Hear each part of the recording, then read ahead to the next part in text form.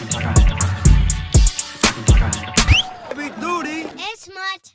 Because I've been true since I was 16 years old, and I became, well, through knowledge itself, I've been true since 16 years old. But then I want to say, I think in my 30s, I made it legal. Like changed it on in the courts and everything. Correct. Oh wow. Okay. Yeah. Mm-hmm. But hey man, thank you for coming through and hanging out with me, True. For real. Yeah, yo, for real, listen, for real. Bro, it's an honor and a supreme pleasure. Like, listen, if you don't know, Spark.N.Stride definitely knows how to treat their guests.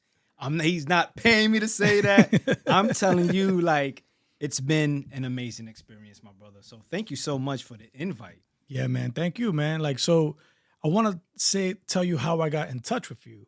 Mm-hmm. So it was through Stack Dollars, if I'm not mistaken. Stack right? Federal Dollar. Yo, shout out to my man, Stacks. Yo, Stacks, good looking out, Stacks. Appreciate it. It's funny, man, how in this space that we're in, podcasting, whether you're using social media to get your brand out or your message out, it's interesting how I don't know Stacks, bro.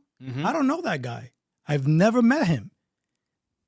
But that dude is a supporter of Spark.N.Stride. Like, and it's just crazy, man, because like my inner circle, I don't even think is like on it like that. You know what I mean? With that level of support. In any case, good looking out, Stacks. I appreciate it. Look forward to meeting you someday.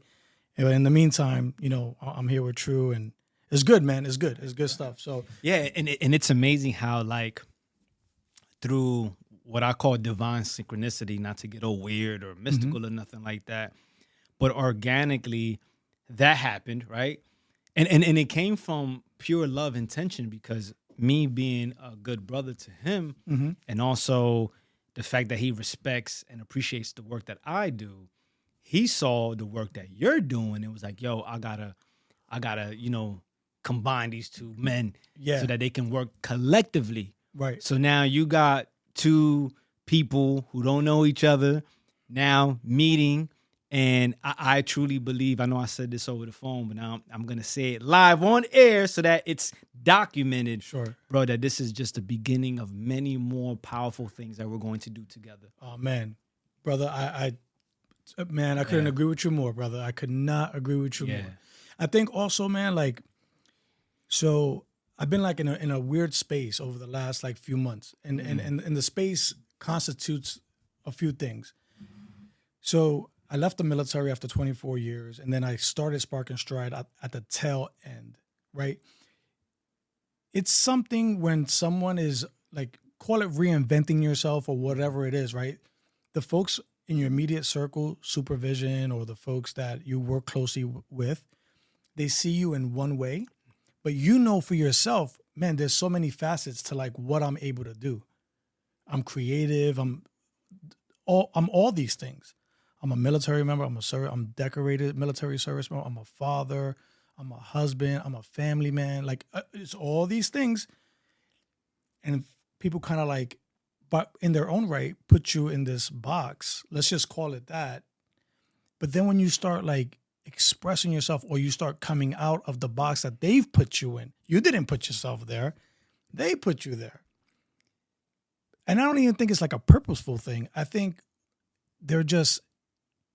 they can't even absorb it, man. They're like, who is this guy? Right.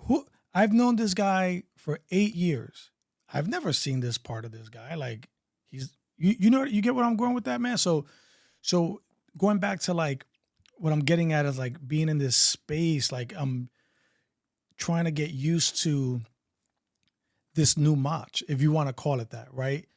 This new part of myself where like I'm being to express my creativity, whether it be through podcasting, whether it be through my book that's coming out, whether it be through all these different avenues. I think folks that don't know, or they're not getting a peek behind the curtain. You've gotten a peek behind the curtain today. So you could validate, right? You'd be like, no.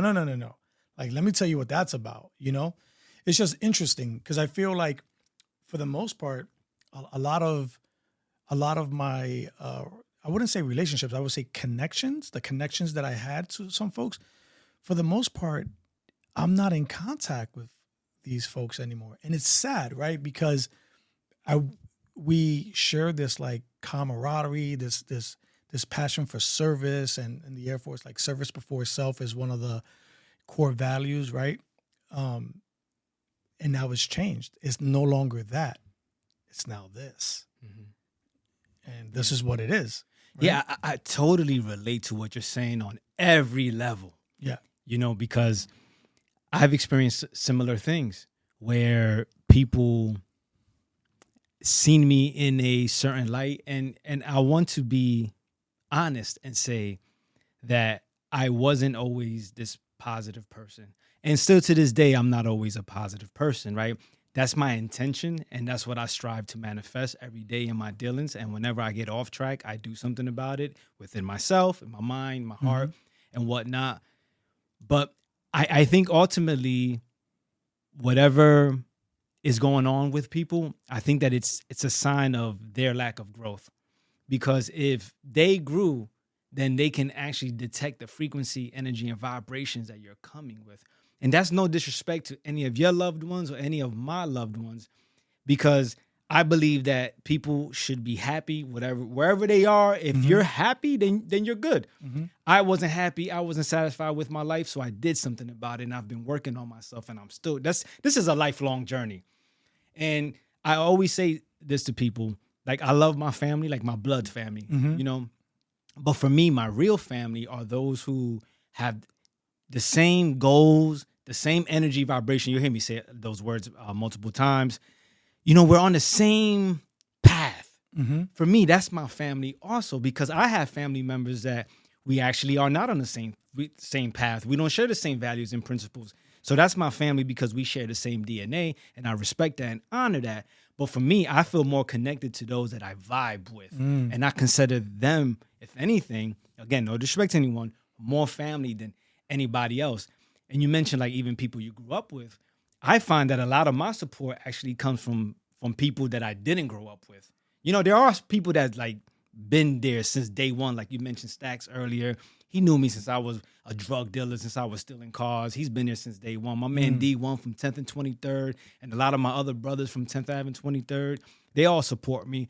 But it's interesting, a lot of people that I thought would support me. And when I say support, I ain't trying to beg nobody to, you get what I'm saying? Sure. Yeah. But it's just, I did have, I guess for lack of a better word, expectation that some people that I did grow up with and been there and know what I've been through and, you know, were there with me would support more or be invested in the message and mission and purpose more. And I find that they're not. And in my early stages of creating, I did feel some type of way about that. I'll keep it real. Especially if, like, for example, I had merch, hoodies, right? And it said peace. But it was an acronym. It said positive energy activates constant elevation. Something that I learned as my foundation, a 5%er. And so I'm like, all right, if you wear hoodies with a positive statement, I would think that it's a no-brainer that you would invest in your brother who has a dope quality hoodie with a positive statement. So I'm not even trying to say like people, like if you don't wear hoodies, I get it. If you don't read books, I get it. No problem. So that hurt me, you know, when those type of people didn't invest. I'd rather use the word invest and support, invest, but I've accepted that. You know what? Like you said, maybe I'm just true from the block. You know what I mean? So it's like whatever. It could be this too. Might be some like insecurities that we are, how do I say, revealing in them. You get what I'm saying? Because maybe they're not pursuing their passion and purpose. I don't know, but it's something that I just accepted about this lifestyle, so to speak. Yeah. You know, and I just appreciate the people who are there. It's interesting though, right? It is. Like if you really take the time to kind of like just, and that's the other thing, taking the time. I'm going to share something with you. So you and I were going back and forth, we're texting, right? I'm like, hey, send me the link for the book. You send me the link, right? So I was at an appointment, and what it forced me to do, the book, it forced me to sit down and like stop what I was doing. And what I'm getting at is that it wasn't audio. It was not an audible version of the book, right? So, and I want to plug you with the person that is helping me do my audio for my Audible. So we'll do that offline. So what I'm getting at is that, like, typically I'm multitasking, which is probably, I don't know how well or efficient I am at it, but that's just the way I kind of do my thing, right? So yesterday in particular, it forced me, no, dude, you have to sit down.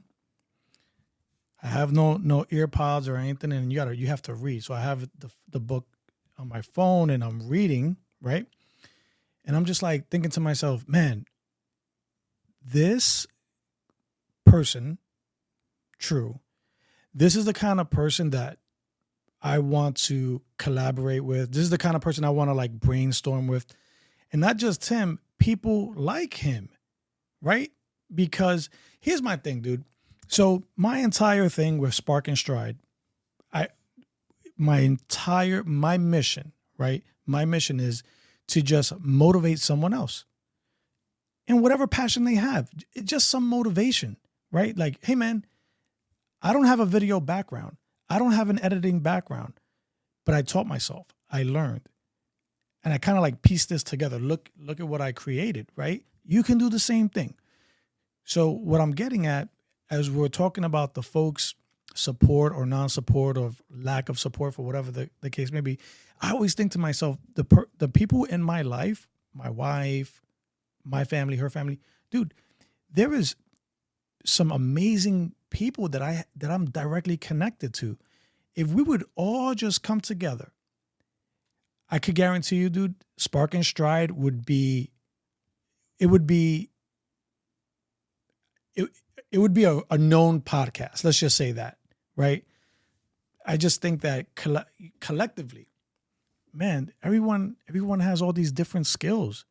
And if we just all kind of like bring them together, because I can't do everything. Instinctively, what I wanted to do is I wanted to put out one podcast a week was my goal. But then I started like really breaking it down, and I was like, oh man, like that's like 52 weeks, that's 52 people. Okay, yeah, that's going to be really tough for me to kind of like pull off on my own. But if I had someone by my side that's like, reaching out to other folks on Instagram, because that's pretty much how I do this thing, right? Like someone tells me about someone, and then I go and I reach out to them on Instagram, and ultimately I'm doing the talent acquisition part of it and the social media part of it. But I love it. And like you and I discussed earlier today, I wish I could do this every day.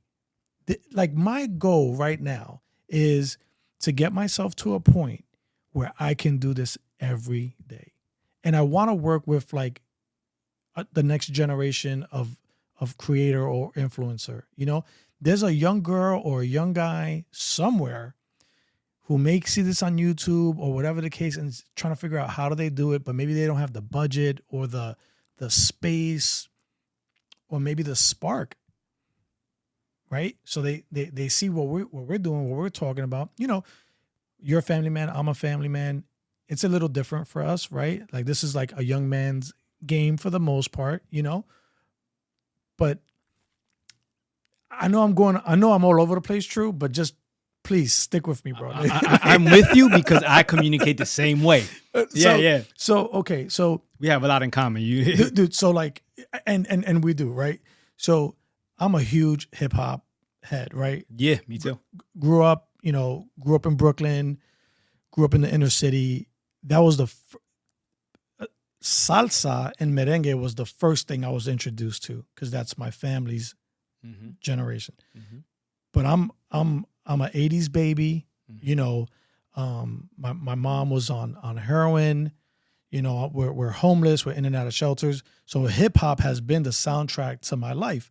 I joined the military, and the military exposes me to all these other different kinds of people who have the same stories, but just from a different place. So I'm wearing this shirt. I'm wearing this California shirt for my people on the West Coast. I used to live in Cali too. That's funny. I was born in Cali. I was born in California, but I was raised in Brooklyn. But what I'm getting at is that hip hop, right, has played an intricate role in my life, right? So I can't rap. I tried. I'm not good. I can't do it. I don't know how to make beats. I love music. I don't know how to do it. I was trying to figure out, how can I get myself into the culture, right? How do I do that? So then I thought to myself, well, take your experiences, because you have tons of experience, right? Like, you were in the military for 24 years. You traveled all around the world. You've been to Iraq, Afghanistan. You've seen what most people do not get a chance to see. So everything you're seeing right now, brother, at 46 years old, is just a collection of experience, ups and downs, letdowns, and prosperity, and the whole thing. You're like, this is what you're seeing. Yeah. You know, you said so much stuff, man. And I want to say that the feeling is mutual in terms of want to collectively work with you. And it reminds me of, have you read Think and Grow Rich? I have. By Napoleon Hill? I have. The mastermind principle. Okay. Where he talks about aligning yourself with other people who have a similar goal or path as you, but different skill set. And also it reminds me of one of my favorite African proverbs. I always say, if you want to go fast, go alone. But if you want to go far, go together. And so I'm definitely with you, and I'm saying it on air. I'm willing to collaborate, because your mission, you mentioned, is to motivate others. When people ask me, what does True stand for? Well, my mission is very similar to yours, is to empower others to be the best version of themselves. And of course, I understand that it first starts with me being the best version of myself. So yours is to motivate, me is to empower. We're fighting the same battle, so to speak. So it only makes sense that we collaborate on some level. Sure. You know, and you mentioned being a hip hop head. In my book, you know, I wanted to do something different. And what I did, fellow hip hop head as well, I wanted to honor that, my foundation, you know, because everybody everybody quotes the same people, right? John Maxwell, you know, Ralph, you know, I mean, everybody, you know, no need to even go down that rabbit hole. So I said, you know what? I'm going to use hip MCs, hip hop artists, to show people two things, which is resonates with me. Number one, you can come from the hood, you can come from the bottom, and still have light in you, because it's a representation of my life, coming from where I come from, coming from where you come from. And obviously, based on where we are now, there was light in us. So that's part of the reason that I chose to quote MCs and honor hip hop in that way. Because even though, as I mentioned, I don't really say some of those things are part of my culture anymore, I do have to acknowledge and honor that it's a part of my foundation and heritage. Sure. And I want to just say, bro, just give you some flowers on air. Oh, you know what? Let me correct that. My man, Born Powerful, peace to the God. He told me, yo, we're men. We don't give each other flowers. What men do is give each other medals. So let me rephrase that. I want to give you a medal, bro, for you to grow up where you grew up at, to have a mother on drugs, to be homeless, and to have what you have, this amazing studio that I'm honored and privileged to be in. And I was also honored to be a guest in your home and treated so well, as I mentioned earlier, to see that you went through all that and manifested all of this. Bro, I know that it's to you, it's just your life. Yo, I just did what I had to do. But, bro, that's extraordinary. That's extraordinary for you to even have the self-awareness and self-discipline to be able to create this for yourself. So I just want you to know, bro, I know your life is far from over and you have a lot more in the tank, but you won this game of life, bro. You won. You have a beautiful family. You created this. You're doing, I consider this community work, you know, in terms of what the positive stuff that you mentioned and wanting to motivate others. Bro, that's community work, man. Especially in this day and age, because in the 70s and the 60s, even 80s, the community work looked a certain way. And now it looks different. Yeah. So just wanted to say that, bro, you know, just give you that medal and to let you know that I'm with you, man. Man, True, I really appreciate that, man. Yeah. You know, and honestly, man, like sometimes I there's not a day that goes by that I don't pinch myself. I swear to you, man. There's not a day that goes by. There's not one. Yeah. You know what I mean? Like, you know, but also, I'm well aware that they giveth and they taketh. Life is cruel that way. Yeah. From the very, what I would say, the infamous poet Jay-Z. Yeah, man, it's not a day that goes by that I just don't, I'm just like, man, like, but then that's my spark right there. Right there in that instance is like, okay, what am I doing today that's going to motivate someone? That's going to give someone some kind of like inspiration. Like, who am I engaging with? Which close friend am I following up with today? Whose resume am I looking over? Who, like, you know what I mean? Because it doesn't stop. And my wife will tell you, this guy is like constant like that, I have been making it a point though to take time for myself. Tons like I'm as being a father, man, like early morning for us is where it's at. You have to be up before the whole house wakes up. Mm-hmm. Because when they get up, you're on and they're expecting for you to be on, So in that sense, my clock is 4 a.m., man. I'm up at 4 a.m. and I go through my thing, man. I got my coffee. I do a lot of reflection. You know what I mean? A lot of reflection, man. A lot of thinking back on all these different times when it was supposed to go wrong and it didn't go wrong. Like, okay, that was close. That was too close, or whatever the case may be.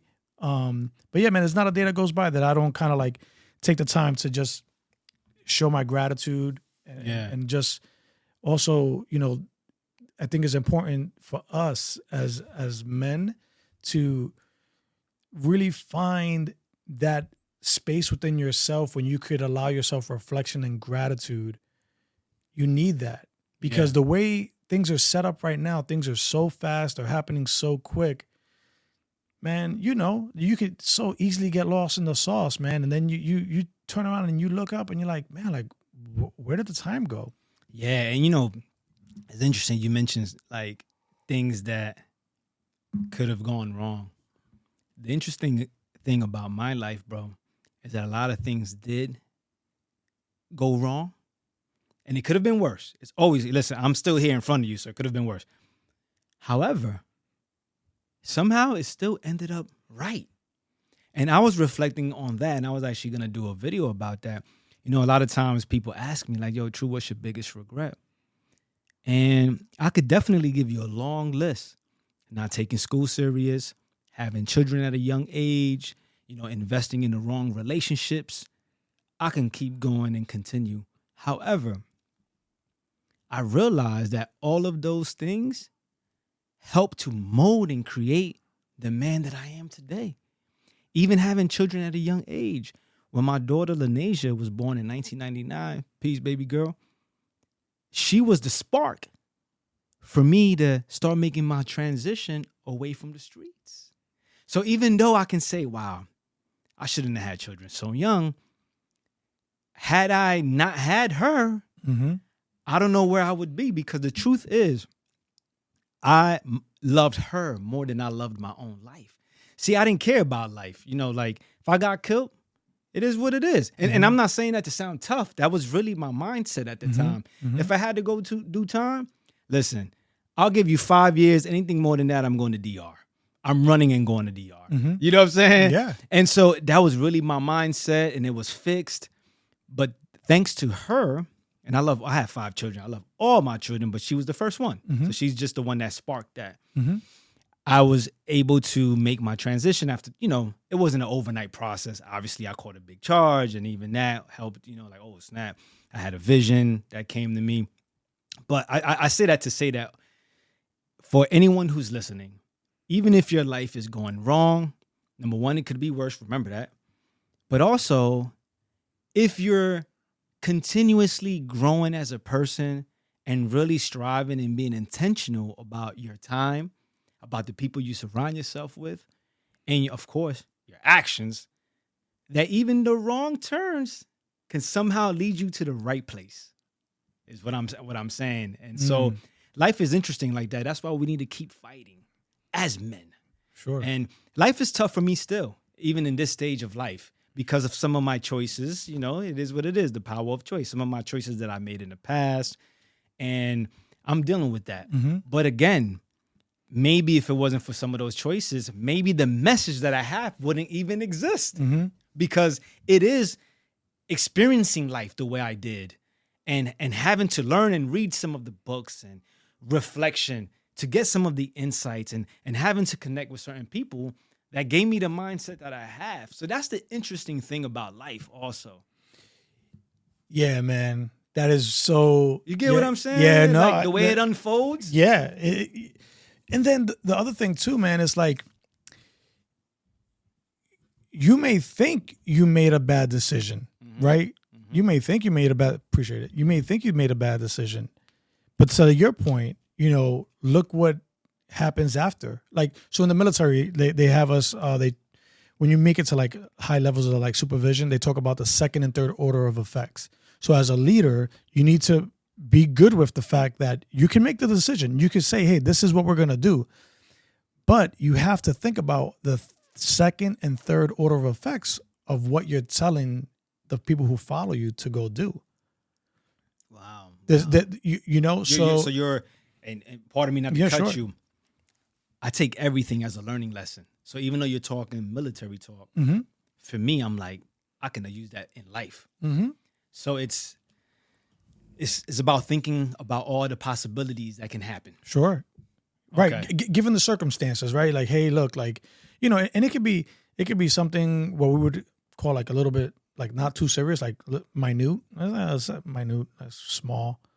Or it could be something on a big scale. You know what I mean? Like, you're talking about money and whatever the case, budgets or manpower, that kind of thing. So it can get pretty heavy. Right. So you just need to like keep that in mind, right? So as a young 14-year-old living on my own, I left the house at the age of 14. Wow. Yeah. Like, it's wild, man. It's wild. Like, I'll give you some snippets, but ultimately it'll be in the book. I didn't know that my mom was bipolar, right? I didn't know that. And especially during those days, because you're 46, I'm 44, right? Yeah. Same generation. They didn't really have the resources to really get what I'm saying. Yeah, it wasn't to support people with mental health issues back then. Yeah, it's like, yo, she crazy. Exactly. No disrespect. Yep. Oh, she's a live wire. That's right. That's what it was. That's what it was. Right. So, yeah, man. Like we would be out in public, or like my mom was. She was at one point she had tried to get herself clean through methadone. And we were in a shelter out in Far Rockaway, and we get placed into Howard Projects in Brownsville, East New York Avenue and Mother Gaston Boulevard, right? So the reason why my mom picked those projects was because of the bus. The bus ran right in front and took us straight to Kings County to the methadone clinic. So this is an all-black neighborhood. It's an all-black neighborhood, very, Spanish here and there, but it's an all-black neighborhood. And when you're like the minority in such a situation, for whatever it is, you can be targeted for anything, really. Like, it's prey or be preyed on, right? Mm-hmm.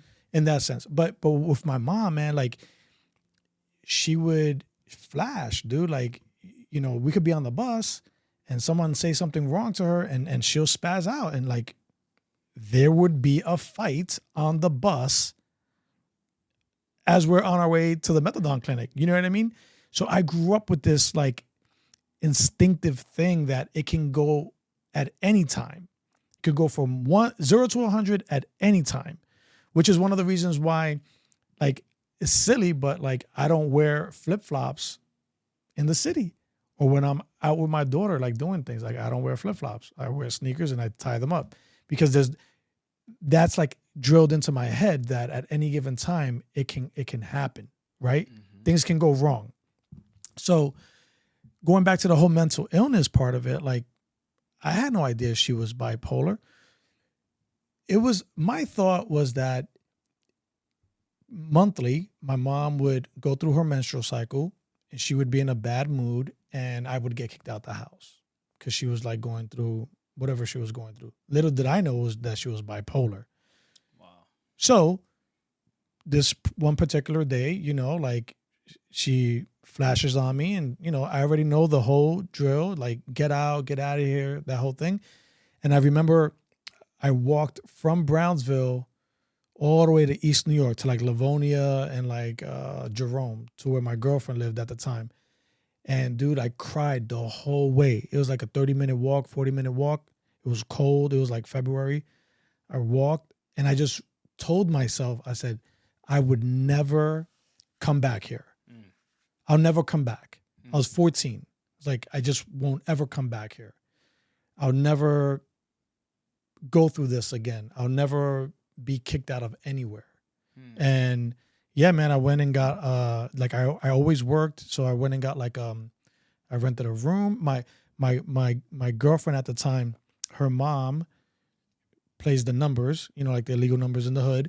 So she, like the bookie, the guy who ran the numbers, had a spot where he would like rent out rooms. So this bookie guy, he has these rooms, he rents them out. So it's like, it's unfortunate, man, but it's these individuals or these folks that are just on hard times. You know what I mean? Like they're maybe getting a social security check or whatever, dude. It was sad, man. It was really sad.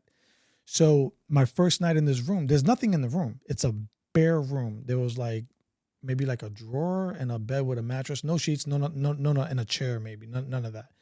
And I remember there must have been like ticks or like lice or something in the room, because like I could feel these bed bugs, maybe like, I don't know, but bed bugs I think you could kind of see a little bit. This was like you couldn't really see.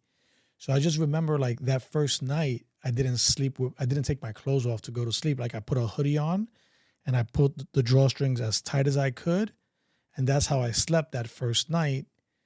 The next day I get like a thing for the room to like bomb the room for the bugs and that kind of thing.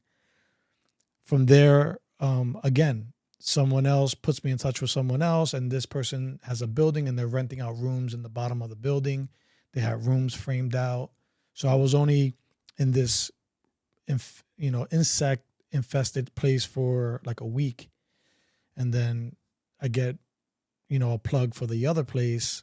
Now I'm in the basement of this building. This was trippy. So it was like 4 rooms. So this guy just framed out 4 rooms in this basement. This was in East New York. This was off of like Cleveland and like Liberty Avenue. So in this basement, I had a guy who was in a merengue band. You would never see that guy. He was just gone. The other guy was a taxi driver. Never see that guy. Gone. And then the guy who kind of like came in around the same time I came in, he had just got out of prison and he was like a counselor like at Phoenix House, which was like a transitional kind of like halfway house for folks. So he was like, so while in prison, he got like some certifications. Now he could be like a social worker sort of a thing, counselor. And he and this guy would, like in the evenings, I would sometimes run into him. If I could paint this picture for you. So it's a basement of a building. It's a basement of a building that has 4 rooms framed. In the center is a slop sink, like a big drop sink for like filling up buckets and that kind of thing. Off of there was like a shower made out of concrete, kind of like in Puerto Rico. All it had was like a pipe coming out, super small. And I lived there for a few months actually until I got placed into like this shelter. But it'd be funny, man, because like I'd be brushing my teeth at a drop sink. He'd be brushing his teeth like on the opposite side of the drop sink, just kind of like giving me like knowledge almost, you know what I mean? Kind of like, because you got to think, I'm 14 years old, man. I'm 14 years old, working 3 jobs. I knew that no matter what I did, I needed to get my high school diploma. Like I knew no matter what, I knew that I needed to get my high school diploma.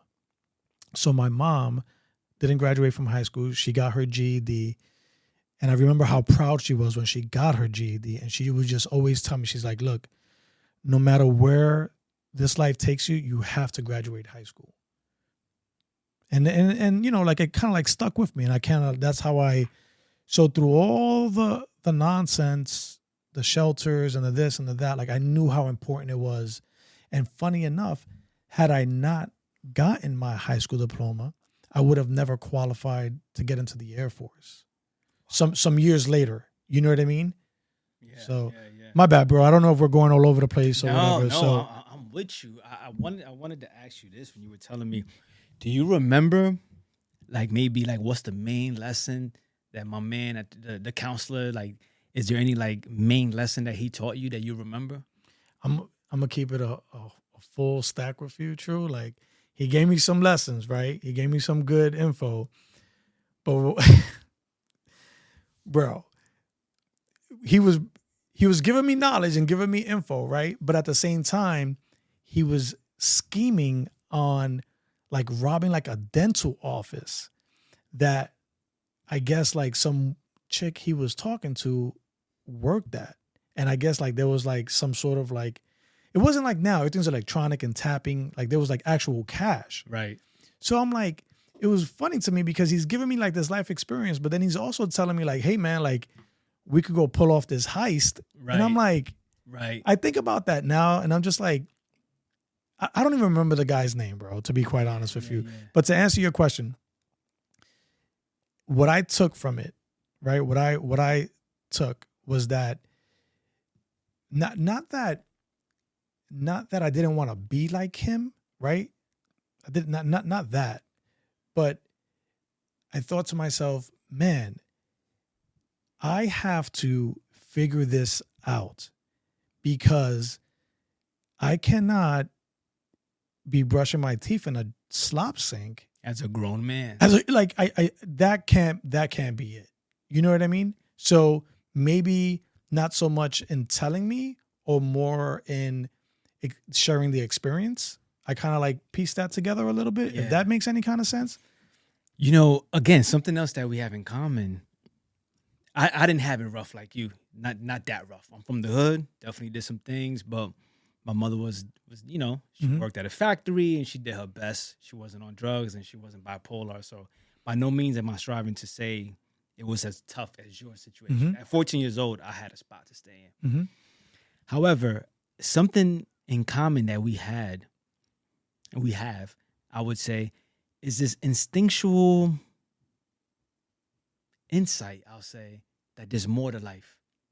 And I always say that that's important. And I always wonder why some people don't have that. I know how I got it. I think I knew there was more to life because at a very early age, I traveled a lot. You know what I mean? Nowhere crazy. You know, I used to spend summers in New York and the Bronx. You know, I lived in Cali. So I just knew that there was more to life. You know, how did you know in that moment in front of that sink, I should say, that there was more to life? Because some people, they would just settle like, yo, this is what life is. But for somehow instinctively, you knew that there was more to life. Where did you get that feeling or thought or idea from? Look, bro, it goes a little bit further back than that. Okay. And it goes a little bit further back. Rabbit hole's deep. Yeah, because and I'm gonna get your book when it comes out too. And then have you on my podcast. Oh, please. I'm looking forward to it. I am totally looking forward to that.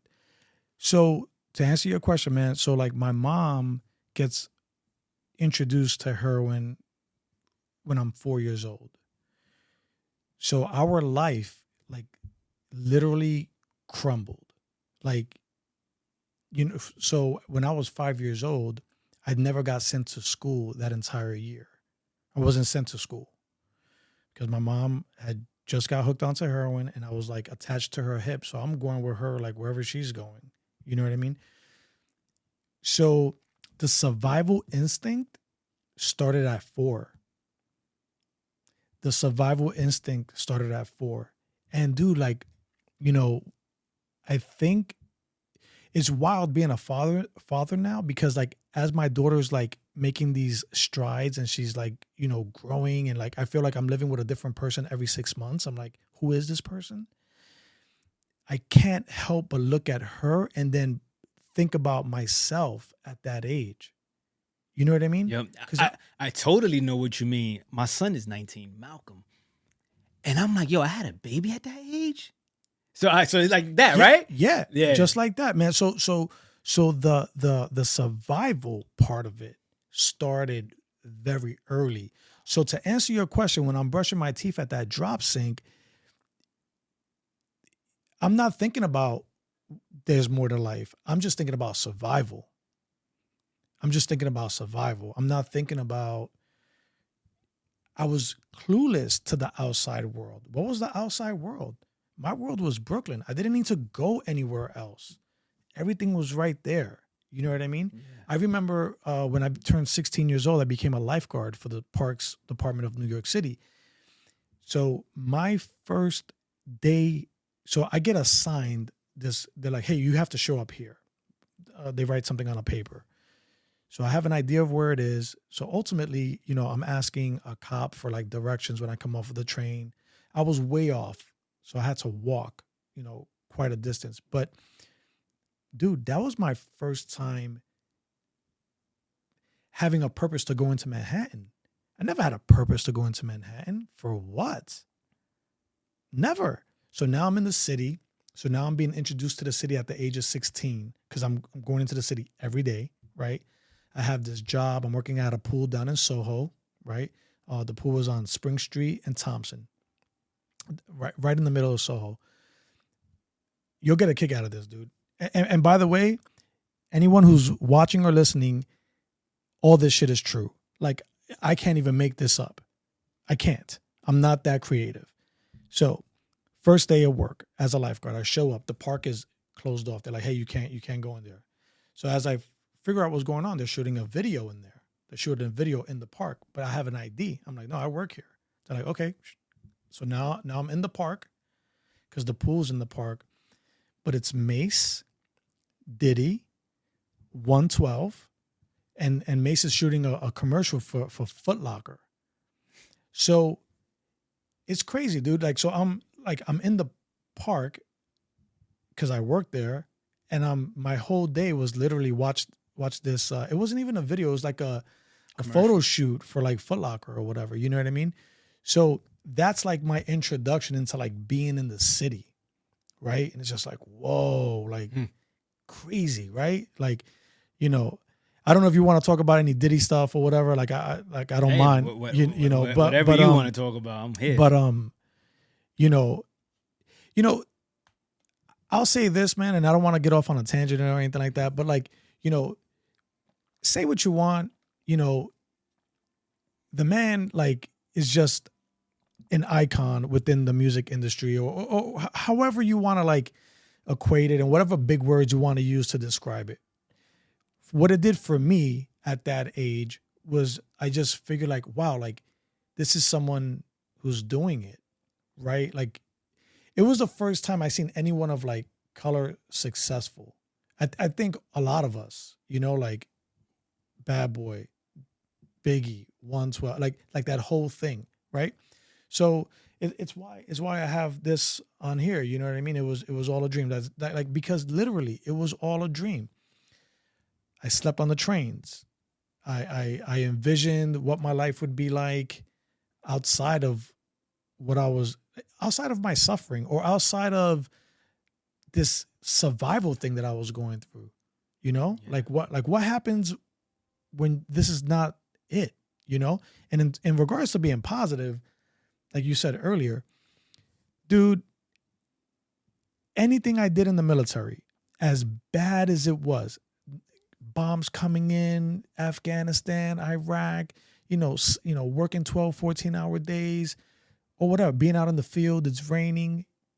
I just always had a positive outlook on it. You know, I would always look to the folks to the right and left of me and be like, at least we're together. Imagine going through this shit by yourself.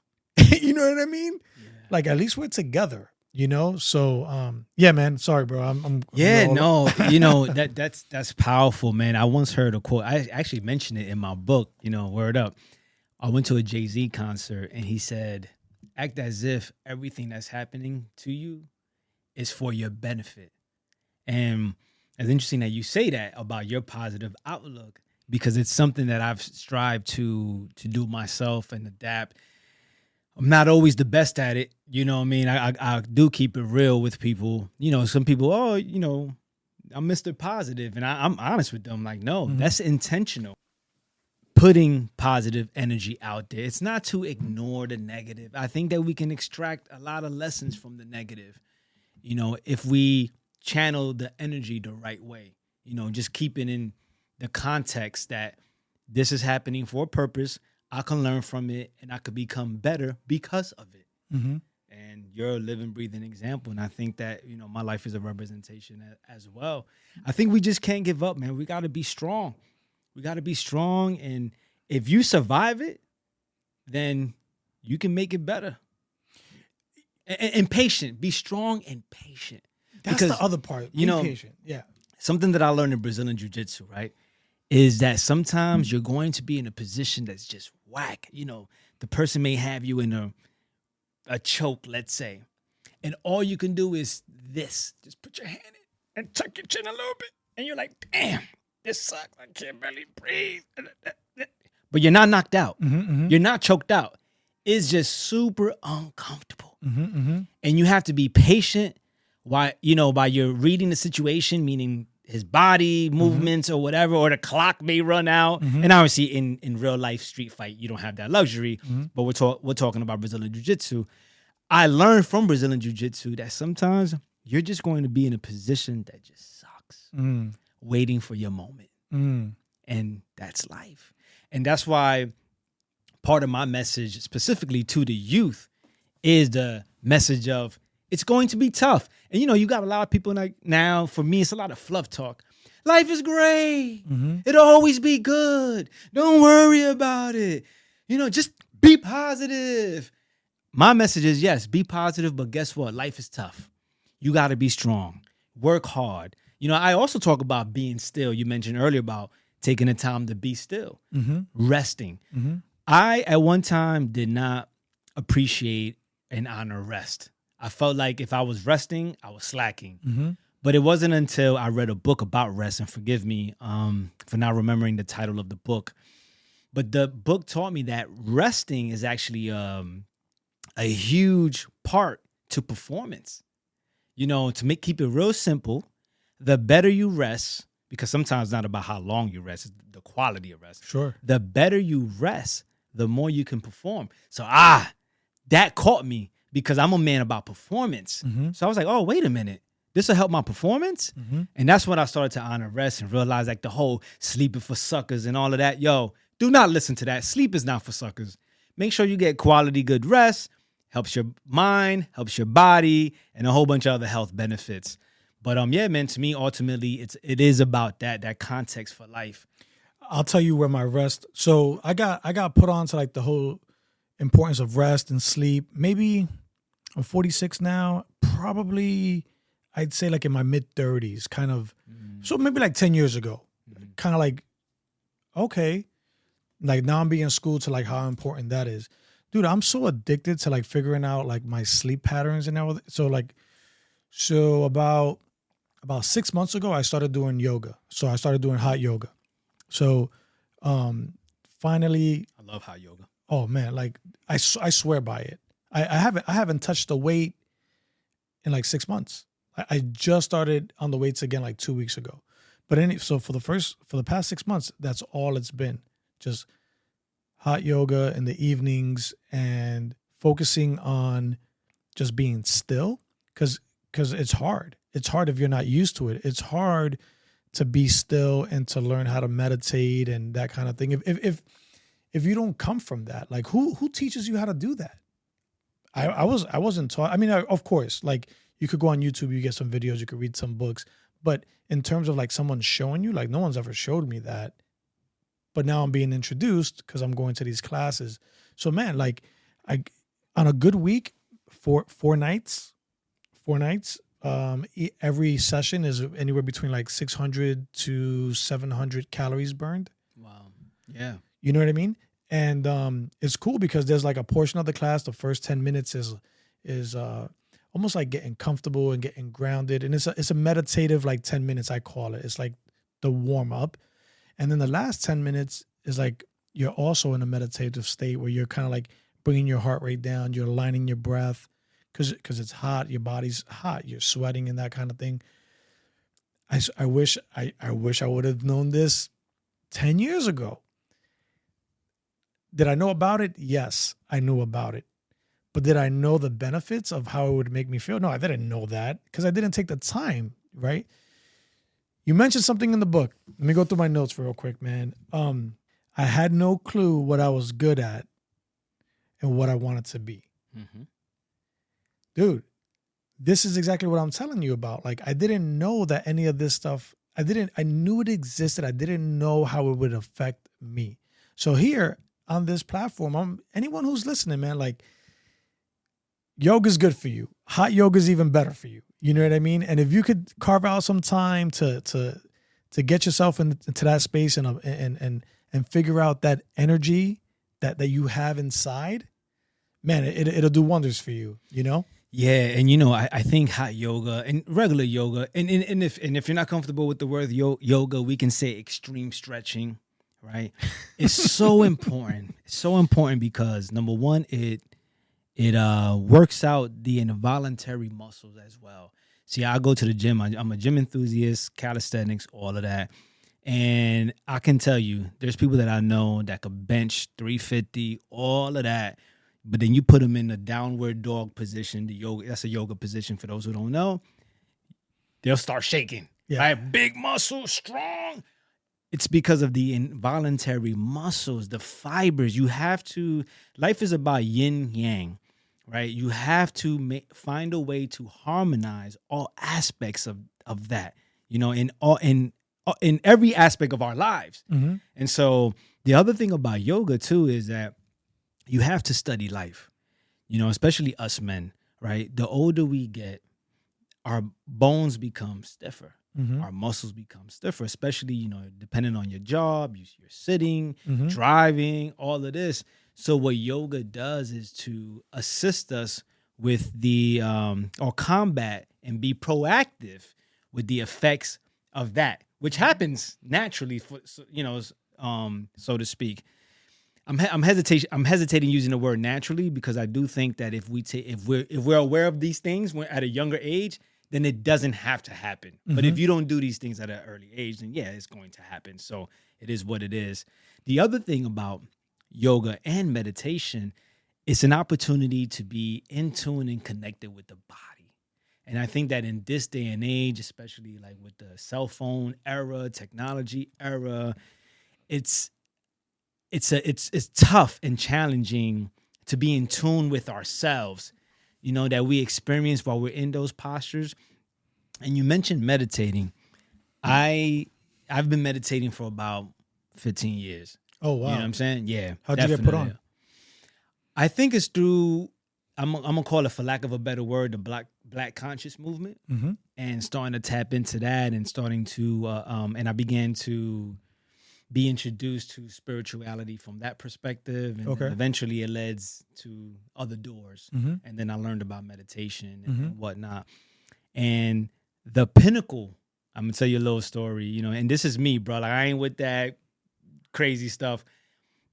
I would say the pinnacle experience that I've had with meditating, I had an outer body experience. It's the second time that I had an outer body experience. The funny thing is, the first time is after committing a robbery with my friends, strong arm robbery. The second time, I want to hear all about it. Yeah, definitely was through meditating. And it was the first time that it ever happened. I haven't been able to recreate that. But it was interesting. While I was experiencing the outer body experience while meditating, as soon as I became conscious of it and started to feel excited, I was back in my body.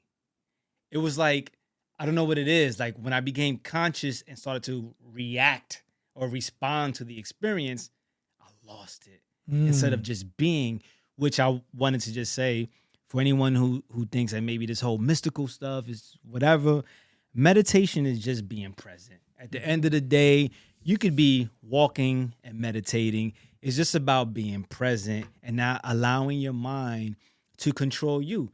Some people think that it's about not having any thoughts. That's very challenging to do. I have experienced that too. I experienced that on a daily basis. I experienced that today when I was at the beach. But I would say for the most part, it's just being aware of your thoughts. And I think that that's an easier thing and an easier process to transition to eventually not having, quote unquote, no thoughts. And it's a back and forth thing. Just for anybody who wants to try meditation, don't worry about getting it right. Just sit down, put your phone in airplane mode. That's what I do. Also, something that I do is I put a timer on, so I'm not worried about time. Like I'm very how do I say I value time so much that I always think about it. You know what I'm saying? And so what I do to ease my mind, I'll put a timer on whatever. So I do something called 555. I meditate for 5 minutes, I read for 5 minutes, and I do light yoga for 5 minutes. So I'll put a timer on literally for 5 minutes. Get into posture. Now, it's easy for me to get into posture because I've been doing it for so long. But, that's just a start. I just wanted to share that with your audience. You wanted to you wanted to know about the other time I had an outer body experience. I'll keep it real simple and basic. Some friends and I, we did a strong arm robbery in Passaic, New Jersey. And after coming back, making a long story short, after coming back to the hood and sort of celebrating our spoils and what we got and everything like that, there was a moment where I just sat back and my friends, we're all joking. And at the time I smoked, everybody was joking, smoking, drinking, and, laughing. I just sat back and I just had this experience where I literally was detached from the moment and was able to see it from like a bird's eye view. And I had a moment where I felt bad about the situation. And that was another spark in my life as well. Like, I remember that, like, I'm even just like getting the chills talking about it. Like, I remember that moment. I was like, yo, nah, this ain't it. Like, like what the thought, like, this ain't it. We're not supposed to be joking and celebrating about this stuff. And so, just like, my life has been like that. Like, I've had some big sparks and then some little sparks where moments would happen, things would happen. And I would get like little messages, little feelings about making a shift.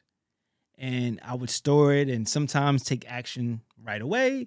Or if not, sometimes it was a process of taking action that led somewhere. Yeah, so that was the first time I had an outer body experience. It's crazy. I don't know why, but it happened. I was probably super present. I was probably meditating, super present about what was going on. And just, I don't know, I don't even know how to explain why that feeling, because I'm with it. This is my crew. But for some reason, I just was different in that moment. How this might be like a side question or whatever, but like the folks that you were or the guys or girls that you were, let's just say like within your group, how many of those folks are you still in contact with? I'm in contact with most of them, the ones that are still alive or the ones that are not in prison. Yeah. I'm actually in contact with most of them. Really? Yeah. We have most of them have a great relationship. Yeah. Because like for me, man, like we were so transient. We were just all over the place. I went to like 12 different elementary schools. I went to like 3 different junior high schools, and I went to 3 different high schools. I was kicked out of one high school on a superintendent suspension. I was gone. I was out of the New York City school system for a year. And thank God that through my mom's, even with the little that we had, like she made sure we went to every single appointment to get me back into the school system. But I think about all those folks that I had that it's almost like a current. So like I'd be on this side of the current, I knew that wasn't right. Then I kind of go to this side of the current. I know that wasn't right. And then just slowly navigated out of all these different like possibilities. So all these different people that I was interacting with, like I'm not in touch with a lot of them. You know what I mean? Yeah. Oh, so yeah. It's just interesting because you think at that time that these are your folks. These are your people. This is who your tribe, but in reality, like it's not. Right. You know, you're For like, some as cliche as it sounds, it was just some what they call it for the season. Yeah, but I'm actually still friends, you know, with I'm still friends with one of my first friends from kindergarten. His name is Lamont Gates. Yo, Lamont, what's good? You know what I'm awesome. saying? Yeah, man. Yeah, like I got a picture with him from in our kindergarten class and everything. I got like a before and after. But yeah, what I will say is that with some of them, the energy exchange is not the same. Mm-hmm. You know, like sometimes, like I even think about that sometimes, like, damn, how was I with this person every day? And I'm not saying that like in a judgmental way. I'm saying that like in a realistic way, because now when we speak, it's not the same. You know, I've even have experience like forcing, like almost like a forceful conversation, which I strive not to do. In this stage of my life, I understand that life requires effort. Things require effort. You know what I mean? For sure. Like for you and I to stay in contact, it requires effort. We have to be intentional about it. But I don't force anything. There's a difference. Putting effort and forcing, two different things. You know what I mean? So, but yeah, man. And I feel super blessed for everyone that I know, the day ones that I'm still in contact with. And we went through some things. And a lot of us grew. You know, some didn't. You know what I mean? But I appreciate them for who they are and what they are and what they bring to my life. But I know how to move. But on the block, man, they like, I would say they celebrate me, my bro. Like they celebrate me. And they should. They even protect me. Like there's times where I'm like, yo, I'm on my way to the hood, and they'll be like, not today. I appreciate that. Yes. I appreciate, and you know, the thing is too, like, I'm still connected to the hood that I wonder if sometimes I want to be careful with my words because I don't want anybody to take this the wrong way. I'm just going to say the way it's coming and just know that, you know, if you know me, you know my heart. But sometimes I wonder if it holds me back but I don't think so though, because I want to do it my way. And so I want to be successful my way. And it doesn't include, like, I still go on the block. Like, I'm going to still take pictures with my brothers that I survived the streets with, because the truth is I wouldn't have survived without them. You know what I'm saying? I survived because of them. And so, but sometimes, like, I know some people, I am aware of some people, I would say, that they totally just detached. You know, they don't go back. They don't do none of that. And they've achieved certain things. And so I don't know if I want it that way. You know, I want to stay connected to where I'm from in an intelligent way. And the thing is too, like, that's where I feel most comfortable with, as crazy as I feel more comfortable in the trenches. Funny, I'm an X-ray tech. That's what I do for a living, right? And I do mobile, so I travel. And so, like, you had other techs that would be like, yo, I don't want to go to Newark, let's say, right? Newark, New Jersey. They don't want to go to Newark because of how it is. And so I'm like, yo, send me. I feel more comfortable in that space. That's where I want to be. You know what I'm saying? Sure, in a way, in some ways, depending on the situation. But anyway, I didn't mean to go on a tangent about that, but just wanted to say, like, it is important for me to stay connected to where I'm from. And it is important for me to honor those relationships as well, in a way that makes sense, you know. But I don't believe in, like, Drake has a song called "No New Friends." I don't believe in that.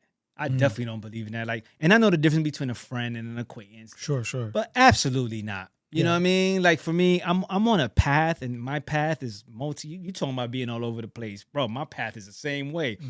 I have friends I work out with. I got friends from the hood, friends that I have intellectual conversations with, friends from the Black conscious movement. You get what I'm saying? Sure. And I love it all. And somehow I know how to manage it all.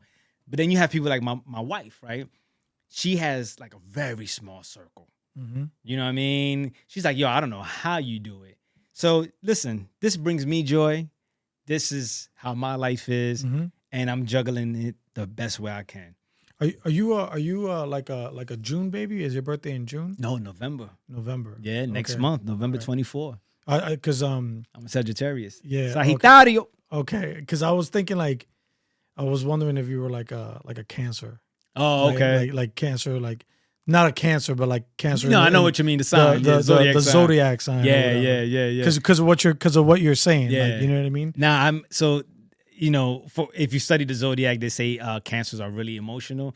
Yeah, I'm not an emotional person. Yeah. So I'm Cancer. My daughter's Cancer. So it's okay. like we share our birthdays are like 3 days apart. Oh, you know what I mean?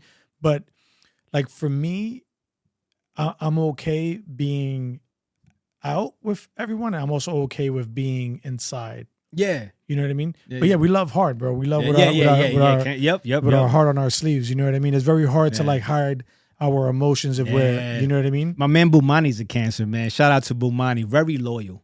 Cancers are very loyal too, man. So shout out to y'all. Y'all make good friends. Yeah. Talk to me about NLP. Neuro-linguistic programming. The most famous, I think he's the most famous NLP practitioner is Tony Robbins. Okay. So a really basic definition of NLP, right? You have neural, which means the nervous system, the brain, the mind, and the body connection, right?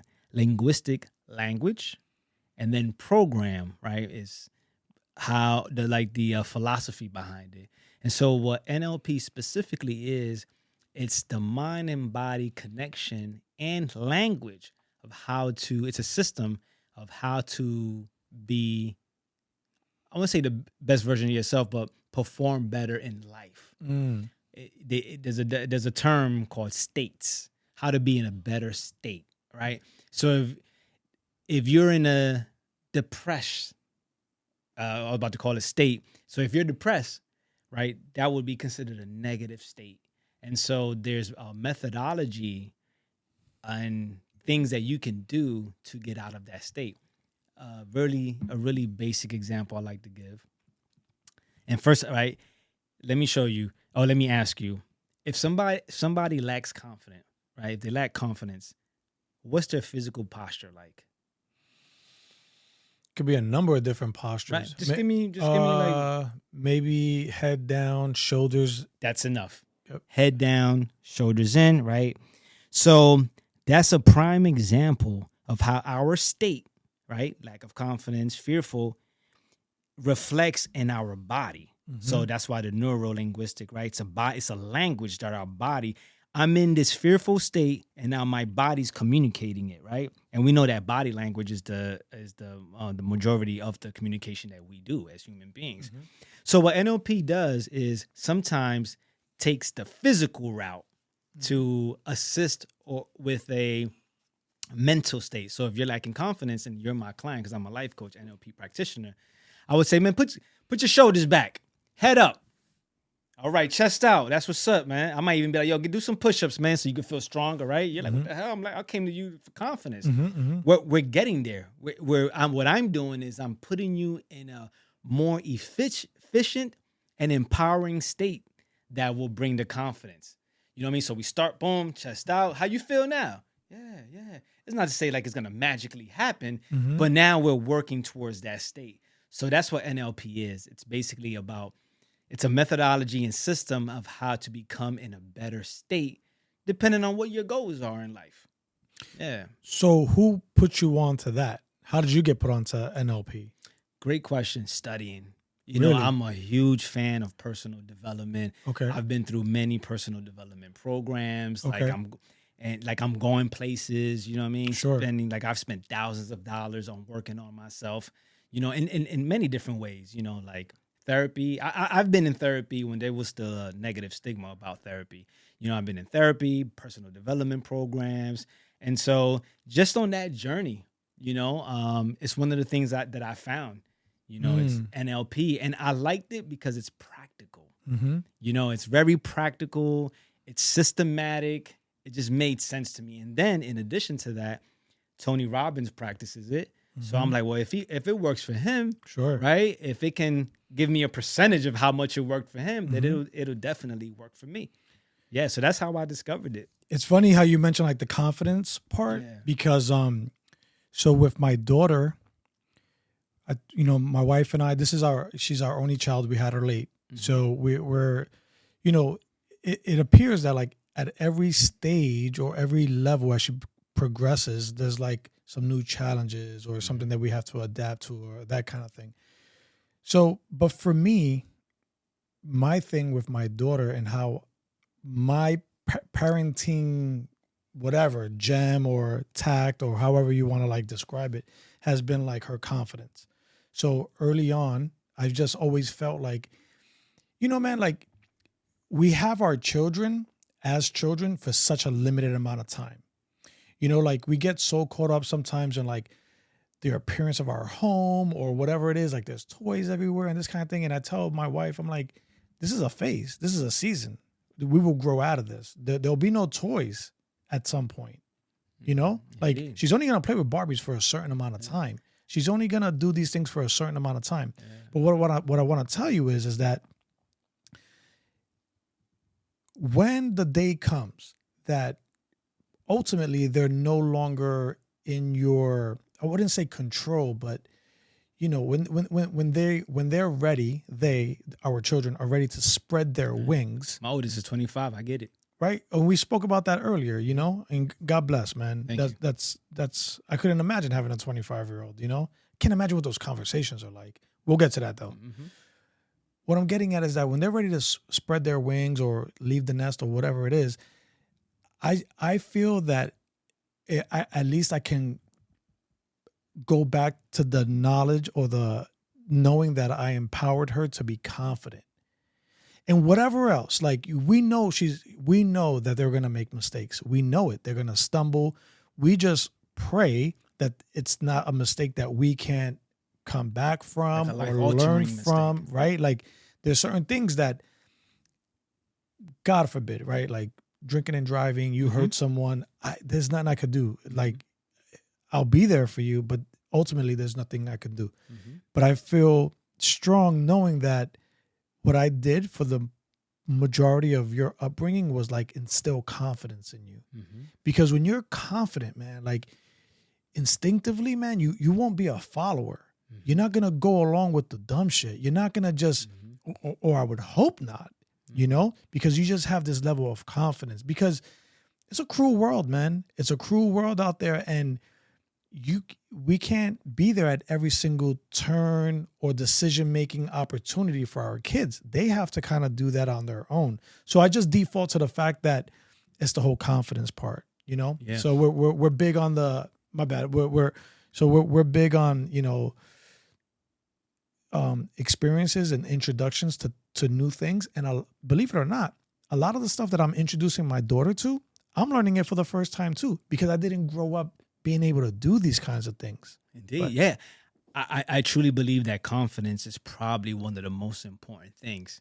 You know what I'm saying? Now, of course, there's like competent confidence and there's incompetent confidence. Some people, They just, right? But I believe that having it is better than not having it, because anything that you do in life, you got to believe that you're able to get it done. And so I think that that's probably one of the most important lessons that you can teach someone, because I know some people that have the skills, right, in any given area, but if you don't lack the confidence to do it, then it'll just be a waste. Mm-hmm. But then you have people who have confidence but not the skills, and they can almost like semi-wing it and figure it out and get there. Mm-hmm. So I always say, like, yo, if you're gonna choose one, I would say have the confidence. That's where you want to be. And I could relate to that because I experience, and even to this day, a lot of self-doubt. I wouldn't say I'm someone who lacks confidence. I don't know if I would go that far to say that, but I do know that I definitely experience a lot of self-doubt. And I also have a big life and big goals, not to make up an excuse for that, but I also do a lot of self-reflecting and realize that if you keep your life small and basic, then you don't have a lot of mental battles, because your life is simple and basic. But with a lot of the stuff that I juggle, I have to remind myself, like, bro, you good. You understand what I'm saying? Mm-hmm. Like, you already like overextending yourself in some areas. I also did this because me knowing what NLP does, I programmed myself to have a reference point of courage. So, not to say like you have to do this or anybody has to do this, but I went skydiving, right? And what skydiving did for me, not only on a theoretical level, but neurologically. And what I mean by that is like it was an experience that I can refer back to through my memory as well as my body. And the body's probably the most important one than the memory. So now, whenever I'm facing something, I always remind myself, could it be worse than jumping out of a plane?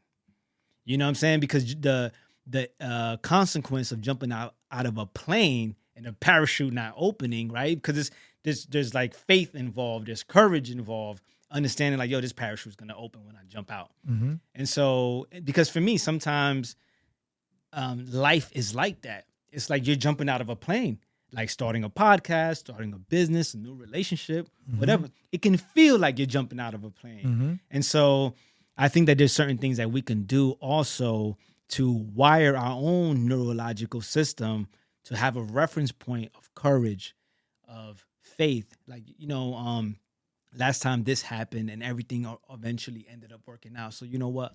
I'll be okay. And that's why it's important. And I respect what you're doing because your daughter will have that. It's not to say that she's not going to experience fear, but she'll have a lifelong legacy, at least from the ages 0 to 7, which is what's called the imprint phase. I learned that in NLP. Not to say that's just an NLP thing, but that's what I learned.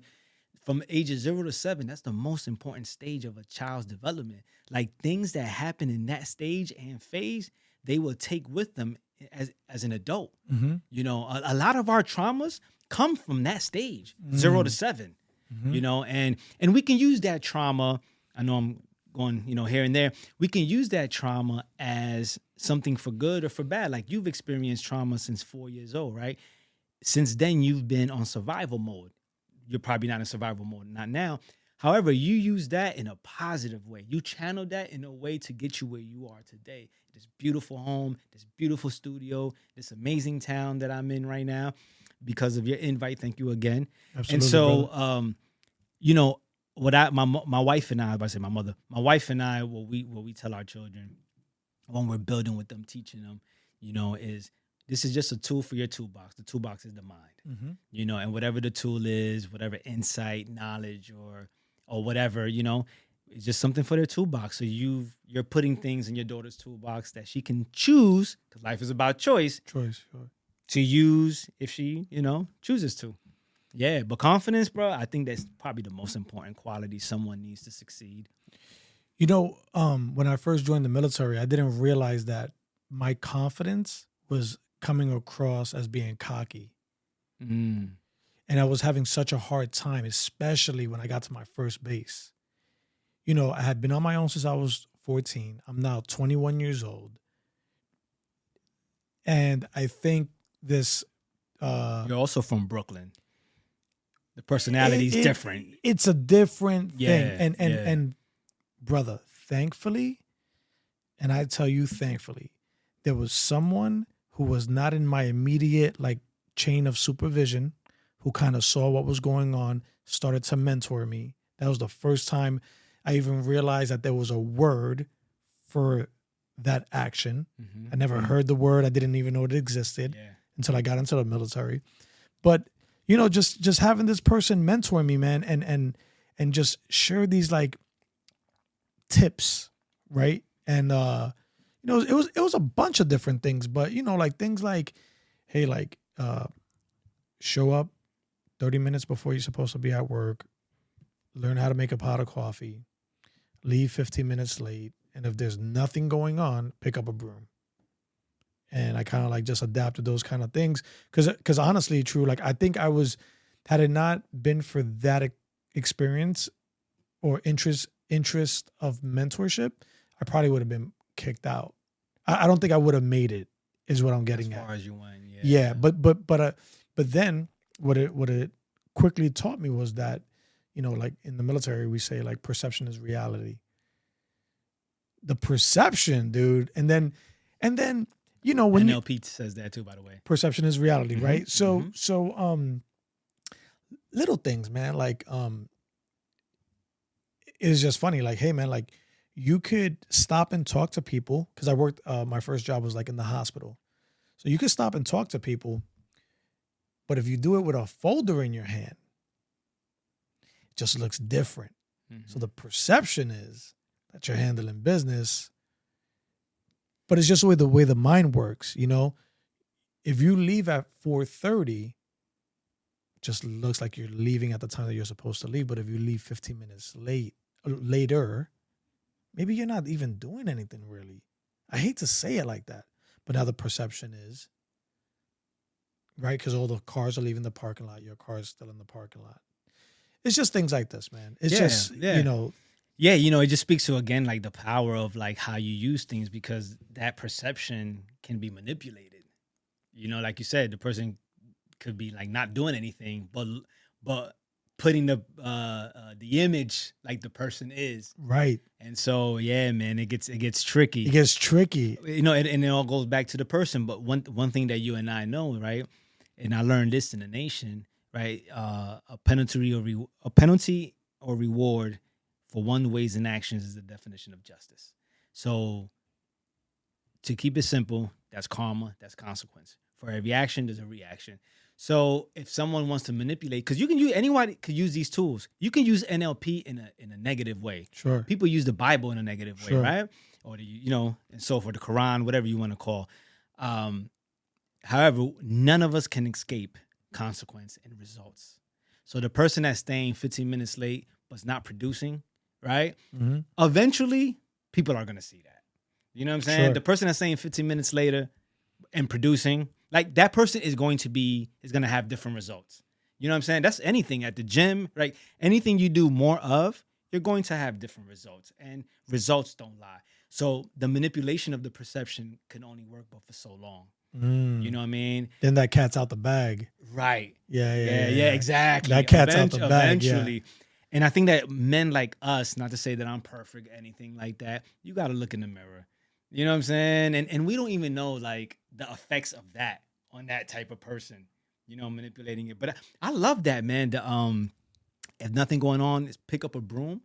And I know that he's probably using that as a metaphor or an analogy. Mm-hmm. Like basically like find something to Mm-hmm. find a way to contribute. Mm-hmm. Mm-hmm. And it reminds me of one of my philosophies that I learned, which is regardless to what space that I enter or person that I meet, make sure that I'm making it better or at the very least the same.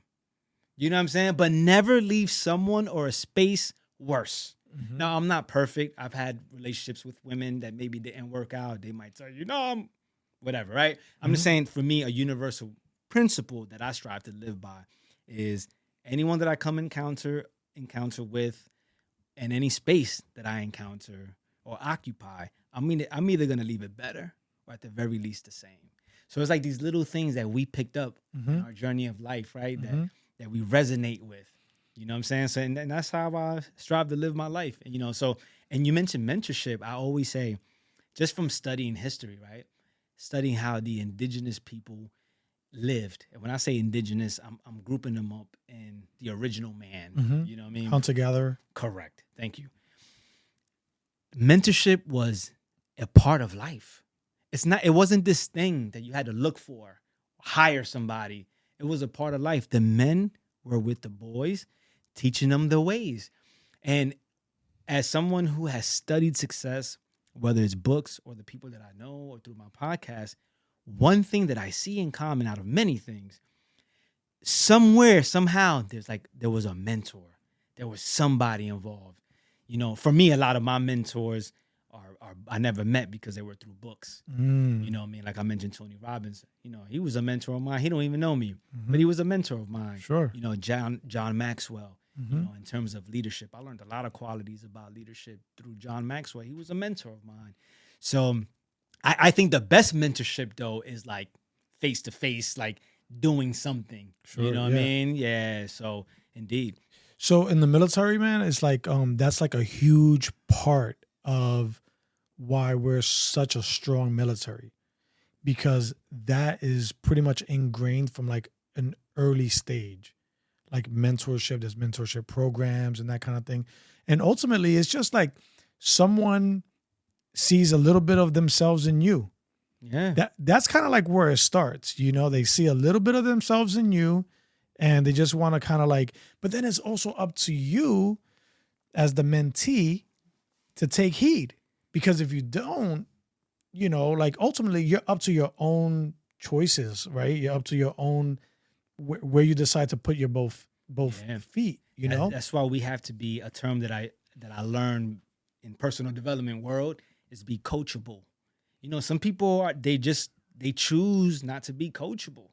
What that basically means is being open-minded to, number one, look at yourself and say, okay, what I'm doing, I can do this in a better way, or what I'm doing is totally wrong. Mm-hmm. You know what I'm saying? And then be open to the fact of learning a different method or learning a better way. And then you got to do the work to then correct the behavior or put it into practice. Yeah, man, but huge. Agreed. I think as a man, it's our responsibility and duty to do that, bro. You know what I'm saying? Somehow, some way, I wouldn't be here if it wasn't for some of the mentors that I had. Even like a brother named Respect the Law from the Nation of God's Earth, 5%er. Bro, as a teenager, I would go to his house, man. I remember, man, shout out to Respect. Thank you, brother. Like I would go to his house and he would just be getting off of work. Like I remember I would go there, he'd be like, yo, hold up, man, let me freshen up a little bit. And now, right, as a man, as an adult, like, yo, sometimes you come home from work, you're tired. You want your time to yourself and relax or whatever. And, he has this teenager that's not related to him. He has no responsibility, and he's like, all right, man. And he would like sometimes, make me something to eat. It would be sometimes it would be me and some of my other friends, or buy us something to eat. And we would be watching karate flicks. He would bring the lessons out and he'll be teaching us. Like those moments were valuable, and we're still in contact. I consider him a big brother, and I'm grateful for him. You know what I'm saying? And some of the things that I really truly appreciate is, he'll tell me like, bro, like I see you, man, you're doing great work, or like, wow, you know what I'm saying? And it's just, it makes me feel good, not no stroking ego stuff, but to know that he knows that his hard work, his investment in me, went a long way. And I say that with all humility, but it did. You know what I mean? So you're still in contact with him? Absolutely. I can call him right now. Wow. I can call him right now and he'll justify everything I'm saying. Wow, that's great. Yeah, man. Respect. His name is Respect from Patterson, New Jersey. Wow. Yeah, man. Yeah, huge. So, I had him, I had others, and, so yeah, man. So even that, it's like, yo, like I have to pay if somebody did that for me. You know what I'm saying? And so a lot of the things that I do, whether it's my book or when I go speak to the youth or my podcast, it's an extension of that work of contributing to others. You know what I mean? And just want to make them or the space better. What else is there in life? But for me, that's the purpose of life, especially as a man. Like, you're going to be you're going to take from the space and not put back, or you're going to waste. You're not going to add on. Nah, man, the purpose of life is to add on. You know what I mean? Yeah, man, that's the way I see it. No, and understanding that sometimes adding on is destroying. You know what I mean? Sometimes, like, you got to destroy the house to build a better one. You know what I mean? I got rid of relationships, and now I'm in the best one of my life. Shout out to my wife. You know what I mean? So sometimes you have to destroy to also build. So it's understanding when. And just make sure you don't destroy the best one. Yeah. So you mentioned earlier that you traveled a lot. You've been all over the world. You know what I'm saying? What's your favorite place that you traveled and why? So I know it's your podcast. No, listen, I love it. I love. Listen to me, I love it. Putting you in the hot seat. I love it because what we're having right now is a conversation, and this is what I envisioned for Spark.N.Stride is the conversation. So sometimes I'm on the podcast and I feel like I'm interviewing, and I'm like, man, like I don't want to interview, bro. Like I want to talk. You know what I mean? I want a volley of conversation. So I'll tell you this. So what I've been blessed with is the opportunity to reflect. And what I'm getting at is that I've been blessed with the opportunity to reflect. And when I reflect on things like travel, I was in different spaces in my life. So the travel or the experience of traveling impacted me like sort of differently. I understand what you mean, because and I still want your answer. Yeah, sure. A lot of times people ask me as a reader, I've read over 400 books. Yo, what's your favorite book? Or even with music, who's your favorite artist? I would have to say it depends on what stage of life you're asking. Mm-hmm. You know what I mean? Yeah. My favorite artist now is different than when I was a teenager. Sure. Yeah. So I get it. Yeah, no. So in 2008, I got a chance to go to Africa. I was living in Italy. I was in the Air Force. I was stationed in Italy. So my first job in the Air Force was called medical logistics. So they called it a medical logistics technician. Mm-hmm.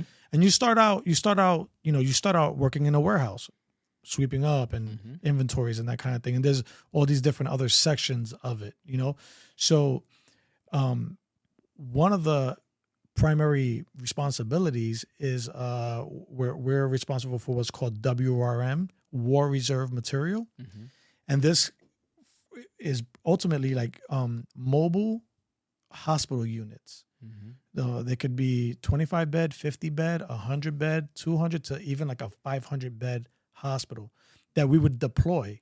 So we would have to deploy with these, just call them like a huge box, but I mean it's really big. Mm-hmm. And you would go out to like these different areas and pretty much build out the hospital. Mm-hmm.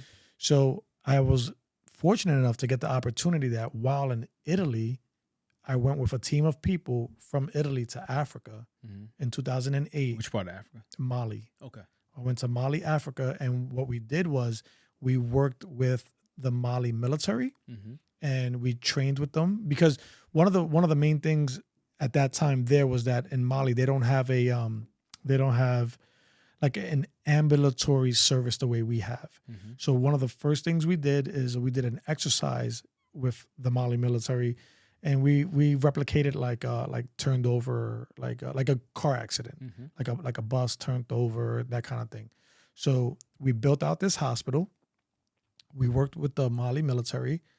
We made believe, like triage and all this kind of thing, and we worked. So that was the first part of it. Second part of it was that we actually went out to different villages, and it was other military services. So the Navy was with us. The Navy did the dental.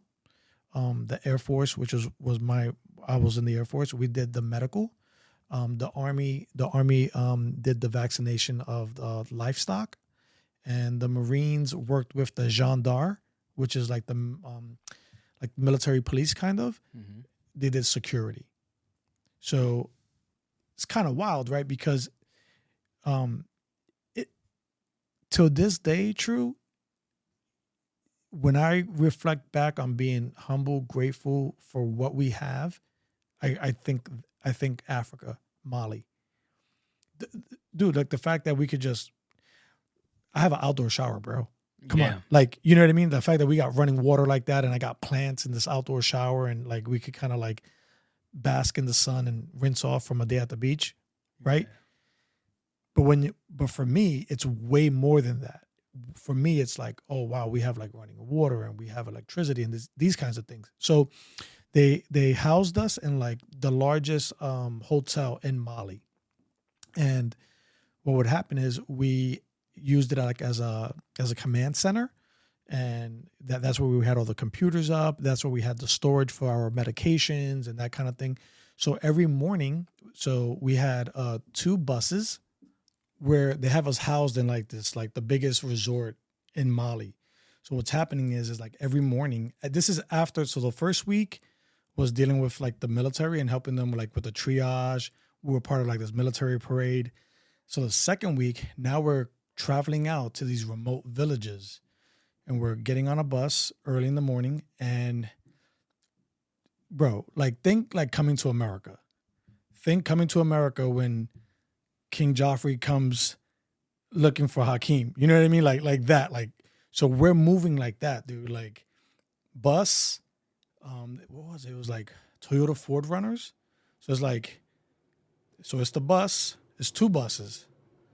And then in the front, you have a Toyota Ford Runner, like 2 in the back. Then in front of them, you have a pickup truck with the gendarme with AKs hanging out the back. Same thing in the rear. You have another one. And then you had 2 motorcycles and 2 motorcycles in the back. dude, and we're just moving through Mali in the hills. We're pulling up to these villages. I'll show you some footage. I think I have some that I could show you. But again, in regards to me reflecting on being like grateful and humble, like it's that experience. And then of course, like I lived in Italy, like that was like a different part of my life. I was like going through a divorce. I was trying to figure things out, you know what I mean? And you know, but ultimately that Africa trip really like did something for me in terms of like being humble and being grateful. So when you said I had no clue what I was good at and what I wanted to be, that's a quote out of your book. How did you figure out what you were good at? Because I know what helped me figure it out, but I'm curious to find out what made you come to that realization. Great question. Interesting enough, I was not aware of the fact that I was already doing what I was supposed to do. I was lacking focus, awareness, and confidence to look in my own life to see what I was already doing and what was giving me the results I wanted. However, when I reflect on it now, in this stage of life, it was a training ground for me to get to where I am now. I'll give you an example. One time I did a presentation in college. I'm an X-ray tech, right? Mm-hmm. So I have my associate's degree. That's what I went to school for. And for physics class, I did a presentation. You know, it was a part of the assignment that everybody had to do. Mm-hmm. And so I did my presentation. Everything went well. After the class, Mr. Mamatz requested that I stay back. He was like, yo, True, let me holler at you real quick. I'm thinking like, oh, man, he about to rip me to shreds. You know, he didn't want to embarrass me. Mm-hmm. He pulled me. He was like, yo, I'm not supposed to say this because I get paid from the X-ray program to promote and teach about X-ray. He said, you're in the wrong field, my man. You should be speaking. You should be a professor. Now, I was still selling drugs at the time. I was going to college during the day and selling drugs at night. You know, I just caught a big charge. You know, I maybe when he said that, I was like dealing with that. You know, definitely on. You know, I was on probation. Eventually, I got like 10 years probation. You know, I paid a lawyer off and got like, I escaped prison time. That's the most important thing for me. And so, I also used to do poetry, right? And so, I one time was the head instructor for a youth program. All of these things I was just doing, not really, it wasn't focused. It wasn't like, I'm this. I'm just doing that. And so to answer your question, how did I finally like own it? Because that's all I really had to do was own it. I just came to a point in my life where I wasn't happy. And although I was grateful for like the X-ray field, I'm grateful for it, bro. It took me out the hood. You know, it changed the trajectory of not only my life, but my children's lives. But that was a survival choice. That wasn't a choice that I chose because it was something that I desired to do. All I desired was to do something different than sell drugs. And so, you know, I could get into why I chose X-ray and whatnot. But I do want to answer your question, make sure I answer that. So after all of this experience, having some ups, some downs, and just like, man, some emotional roller coaster moments. And like, I really want to do something with my life, something that resonates with who I am, something that brings me some sort of joy. I listen, as a man, I don't believe our life is about joy, so to speak. But I do believe as a man, you should experience joy. I just don't think you should live for joy. You know, just a whole nother topic. So I looked within my circle, family, friends that I knew would be honest And I realized I kept getting, and also reflecting on some of my performance that I was getting, like feedback. Well, what's the universe telling me? Like real world examples, people, results. And it all came back to some form of speaking. So then I said, okay, what am I going to speak about? Because at one point in time, I was ashamed of my story. You know what I mean? Especially like when I left the streets alone and became like, quote unquote, like a civilian, so to speak. Bro, go ahead. I'm not going to hold you. Go ahead. Okay. Keep going, please. I was ashamed of my story and didn't really want to tell people outside of where I'm from and what I've done. And then I realized, to make a long story short, that what I was ashamed about was actually my superpower. And it came from me like opening up a little bit, and people were like, wow, that's so inspiring. That's amazing. Can you come speak to my children about that? Oh, I need you to speak to my nephew. Oh, I need you to speak to my husband. So I realized, like, oh, wow.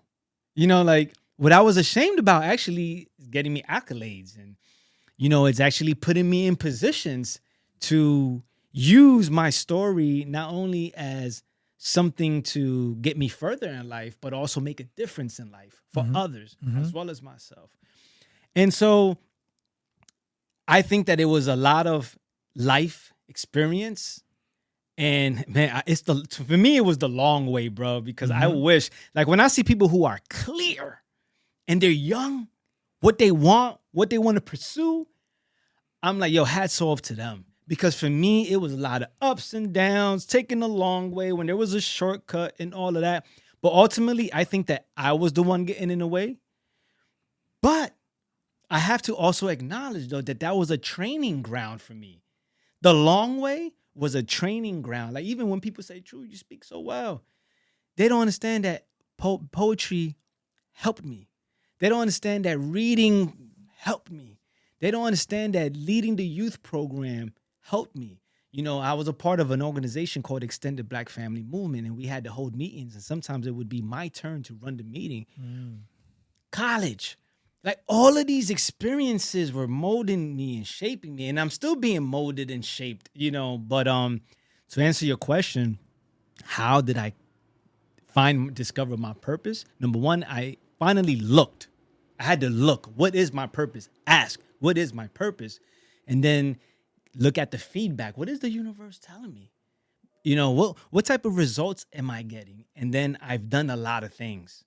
Like for example, at one time I was part of a MLM, multi-level marketing, because somebody met me and it was like, yo, True, man, you would kill it in multi-level marketing. I want you to be a part of my team. You know what I mean? And you know, and I was like, okay. And I realized like, I don't enjoy this, number one, and I ain't really feeling this. So sometimes I think a part of life is just doing things and finding out what is for you and what is not for you. Yeah, man. So I put in a lot of work, man, to get where I am. I could show you videos. I put in a lot of work, and sometimes I'm kind of embarrassed to say that because I feel like, okay, you put in a lot of work. Well, where has that got you? But one thing that I could say that I'm proud of, I think that I focus too much on money. Why do I say that? Is because that's when I start to question that. Because when I start questioning my financial position.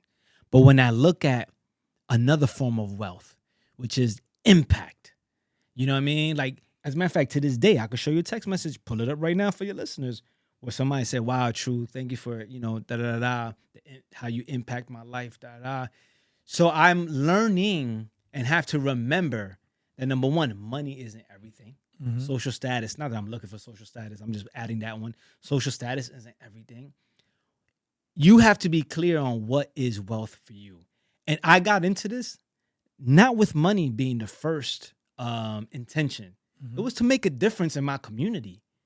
And I'm doing that. So I am rich when it comes to that.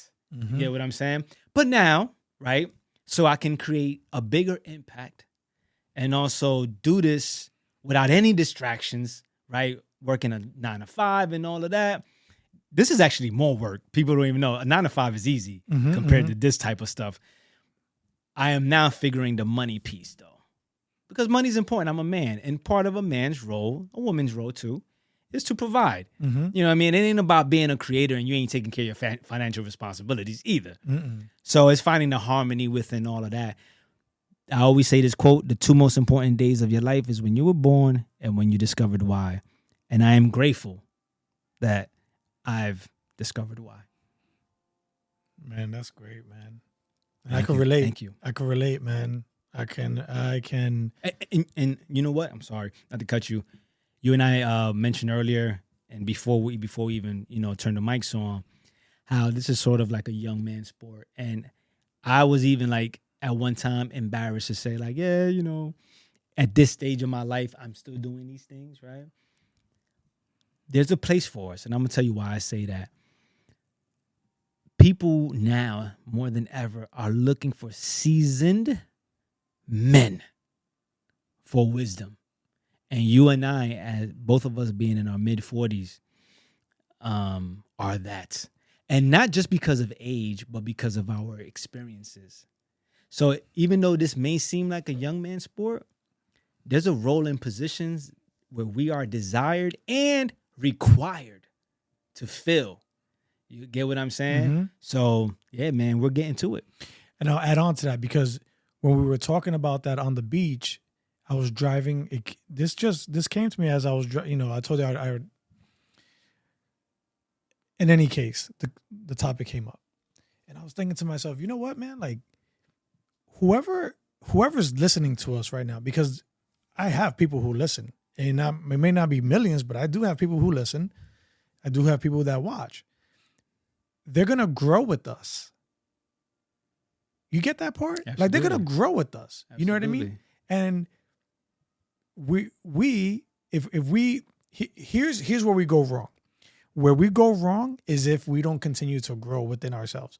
Where we go wrong if we don't continue to travel, we don't continue to grow, because we have to have these experiences to talk about.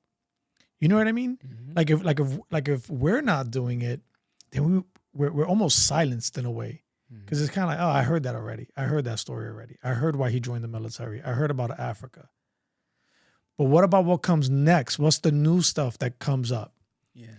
You know what I mean? Absolutely. Where do we go with this? Absolutely. That's the exciting part. The cool part about it is that we're not young to the point where we're going to make tons of mistakes. I think the mistakes are already made. You'll stumble a little bit, but the core, like, you've already built up the core. You've already built up the foundation. I've been able to do the same. You know what I mean? So we're going off of our past experiences, but we're also like in uncharted waters for us, because our podcasts are not, it's not Drink Champs. It's not. Also, we're also in a different space, because Nori, Mace, and Cam and these guys, they're working off of a platform, and by due right that they've put in the work. You know what I mean? We've grown up with them. We know who the Diplomats are. We know, Cam's first album. Like, we know this, right? We know this. Sex, Drugs, and Entertainment, right? We know SDE, right? We know this. Children of the Corn. We know this, right? So they're working off of something that, rightfully so, they're building off of their past experiences, which is why, The fruits of their labor. We are doing the same thing. We're working off of our past experiences. All it takes is one, bro. All it takes is one. You get one to go. Everything you have, all your content, all your interviews, everything comes to the forefront. So it's almost that mindset where, like, you're digging a tunnel and you don't realize how close you are to the other side, and you walk away. 3 feet from gold. Yeah. Well, I'm not walking away. That's right. I'm not walking away. You're not walking away either. We're going to keep digging, dude. We're going to keep digging. We're going to keep pushing forward. I think what is important, though, is that the networking, how we got in contact was through a network, that we continue to do that. Indeed. Right? Because here is, in my opinion, is one of the important parts of podcasting. We're both in New Jersey. I'm in Central. You're North New Jersey, right? North. think about all the folks that you have spoken to, and think about all the folks that I have spoken to. Right? So in a sense, like we're working together, because you'll go back and look through my content and you'll be like, hey, Mach, can you put me in touch with that yoga instructor? Can you put me in touch with that person? Could you put me in touch with that person? So think about it. Like, I have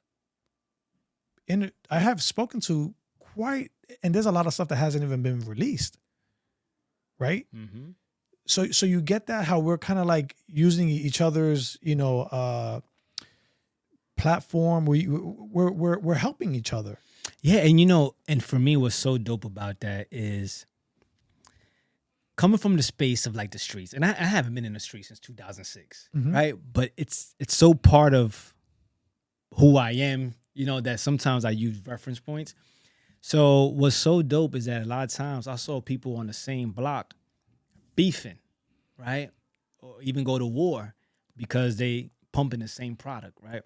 And so like you and I, essentially we have the same product, right? Spark.N.Stride, raw success. However, what's not there, number one, is ego. And number two is this, I got to hold everything for myself. No, we're both willing to assist each other. And we're working with people who are willing to assist us as well. Because the truth is, it's a big world out there.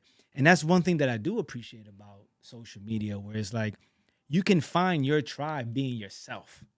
Like, a lot of us are saying the same thing, right? But they're not saying it how Macho would say that. They're not saying it how True would say that. And there's someone out there that will resonate only with how Macho would say it, whether it's because you're ex-military or because you're from Brooklyn, mm-hmm. whatever it is, or maybe they had a mother on drugs, right? And so I think that that's what's so dope about the space we're in. And I appreciate you because you did, when we first met over the phone, so to mm-hmm. speak, you opened up that line of generosity. You know what I'm saying? Mm-hmm. And so I'm grateful for that. And that's one thing about social media that I will say that I appreciate, besides being able to connect with people that you would never have connected with, is also like, it's a big world, and you can organically create a movement or a tribe, you know what I mean? Just by being yourself. You know what I mean? So that's what's dope about it too. Like I'm a strong believer in just energy and like just putting out positivity into the universe. Like it will come back to you, man. It will come back to you. Yeah. It's a law of the universe.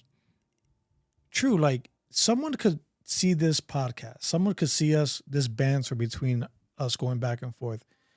Maybe there's like another person out there that's like, like, I want to meet with those dudes. I want to share with them what I'm doing. And we don't know who this person is. This person could be in Australia. This person could be in London. I don't know. That's the dude, my algorithm is Australia. Dope. That's crazy to me. Yeah. So people in Australia watch Spark.N.Stride. Shout out to the Aborigines out in Australia. Please, right? Like it's kind of crazy. It's kind of crazy that I wear like a Spark.N.Stride hat in the airport and somebody comes up to me and is like, hey, Spark.N.Stride, that's the podcast, right? Are you the guy from the podcast? And I'm like, yeah. They're like, oh my God, I listen to you. I watch you. Bro, keep going. I can't wait for that to happen to me. And not for no ego stuff, but to be like, wow, like the message is getting out that far. That's dope, bro. It's kind of crazy. Yeah, it's amazing. It's shout out to Spark.N.Stride again. Yeah, man, thank you. But listen, brother, you and I could sit here probably for the next hours, bro. Right? We need to do part 2, part 3, part 4. And it'll come. It'll come. Indeed. You're welcome here whenever you want to come here. And I got 3 more books in my head. So every time I write a book, I'll make sure that you're one of the first podcasts I reach out to. Before we end, that's what I wanted to ask you. What is your writing process?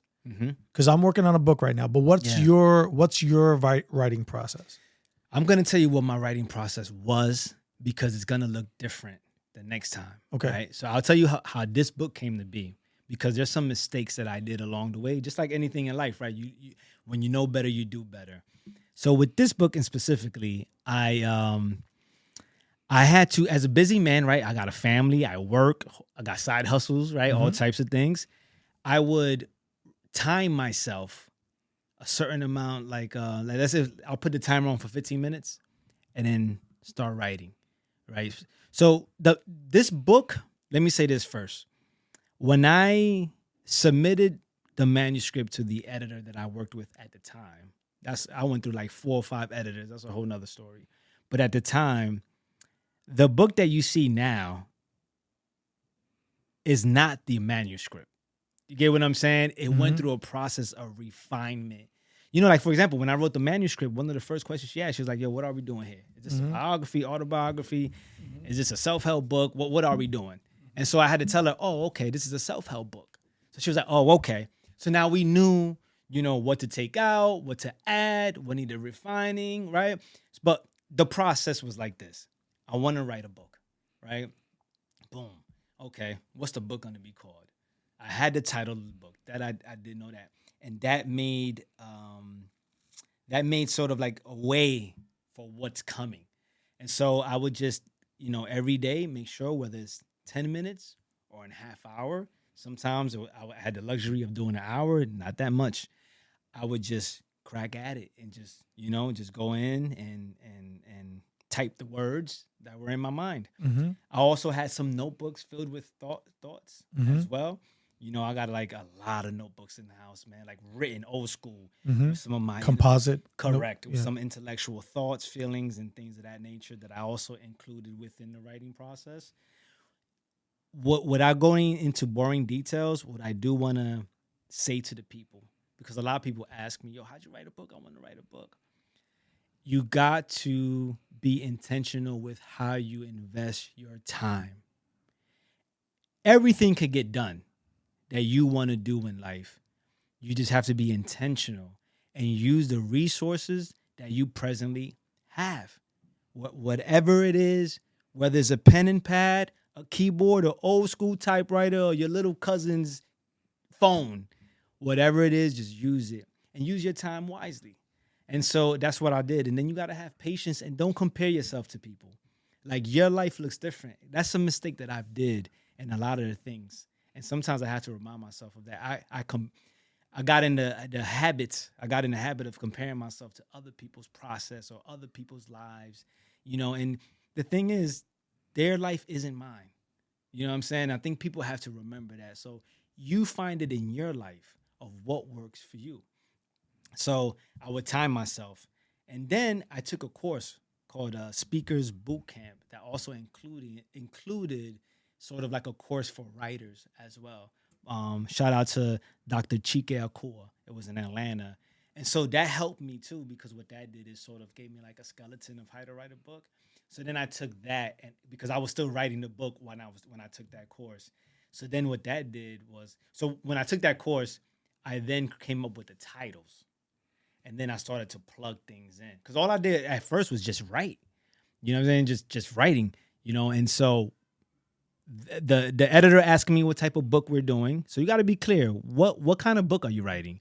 And then the other thing was create the skeleton of the book. I already had the name of the book, so that helped.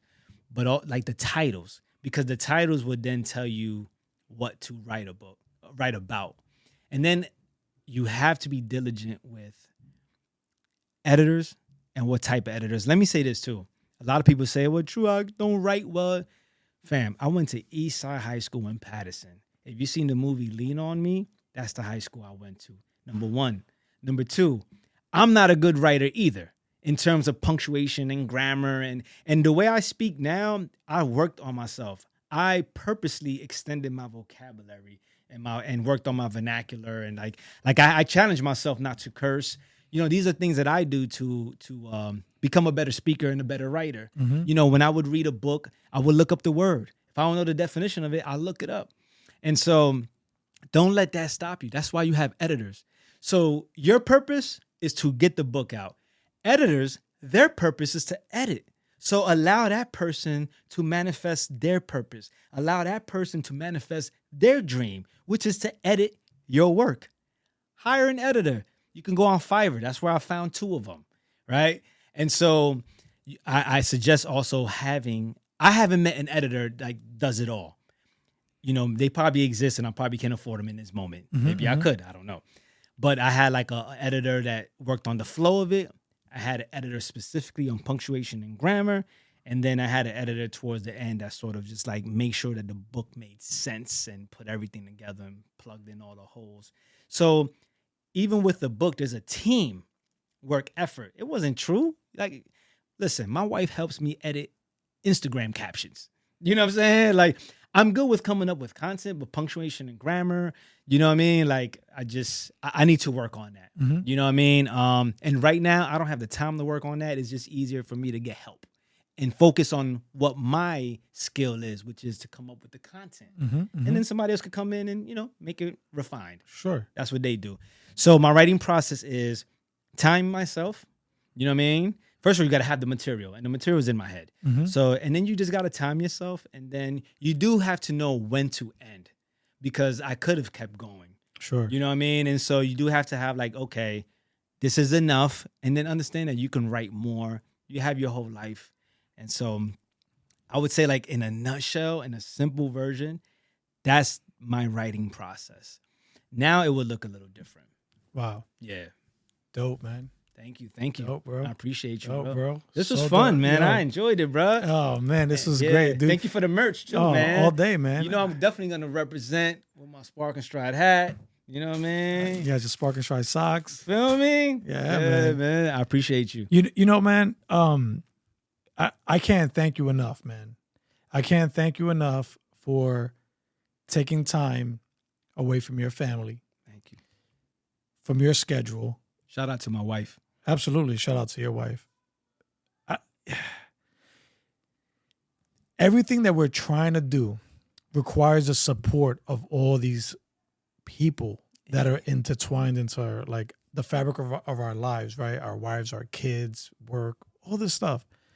But thank you, man. True. Taking time, coming down here. I don't live close to you. You took time out of your day. You were here early. It allowed us some time to kind of like get to know each other a little bit, because sometimes, folks show up and is right into the podcast. So you're kind of like figuring each other out as you're speaking. So, but I can't thank you enough, man. I really appreciate you coming to Spark.N.Stride and sharing your ideas, your history, your testimony. And I know that we can go further. I know it, bro. Like, this can go very long. Mutually. You know what I mean? So that only allows us the lane that you come back. That's it. Right? Like, and I'm gonna have you on mine. Oh, all day. And perhaps a regular on Spark.N.Stride. There's so much that we can do. Yeah, bro. Like, as I told you earlier, and I'm gonna say it online, bro, I almost cried. Like, just the whole experience. Oh, you know what I mean? See, y'all just seeing us on the mic. This was a whole package experience, Spark.N.Stride experience, bro. I almost cried. And not only because of what I was experiencing, feeling, and thinking and everything, but also like me knowing a little bit about you, and to know, again, I know I said it a few times, where you come from and what you created. I'm like, wow, man. And then your generosity through you're just such a great host, not only on a podcast, but just like I'm your guest. Sure. Your presence, and I felt taken care of. So thank you, thank brother. you for doing that for another man, because I think as men, we need to do that more for each other. Sure. Support each other in that way, create that space where we can be vulnerable in a safe place. I know that I can trust you, even though I don't really know you and met you, right? Sure. Yeah, we're not friends, so to speak. We're going to become friends, and we're developing that relationship. Sure. But I just know it's solid. I see the three monkeys, you know what I'm saying? Which is like a value of your podcast, which is like, yo, this is a safe space. Yep. You know what I mean? But just in general, our conversations and everything, man. So yeah, man. Yeah, man. I appreciate it. I'm just so glad that like we got the. That's fun, man. This is fun. Bro, listen. This was good, True. This was good, and I don't get a chance to do the podcast every day, and my goal is I want to be able to do this every day. I want to be able to have conversations like ours every day, And you know, there's a little bit of like nervousness when you're first doing it, like for myself, because I'm not doing it every day. So I'm not exercising the muscle every day, if that makes any sense. Pause. Right. So but yeah, so it just it puts the battery back in my back, knowing that, hey, this is Mach, this is you. This is your thing. This is what you like, Spark.N.Stride, you know. So yeah, man, again, thank you, True. Thanks for being here. Thanks for taking time, coming early, taking time out of your day. Please send my thanks to your wife and your family. Would love to have you back, and I would love to continue to connect and see where it is that we can make more content together, or just go back and forth with ideas and how do we go to the next level, right? It's done. Like, how do we get that one to go? We're doing it. Right? Yeah. So, you know, baby steps, man. So, brother, thank you. All right, you got it. Peace and power. Spark.N.Stride. Yeah. Spark. It's Mach.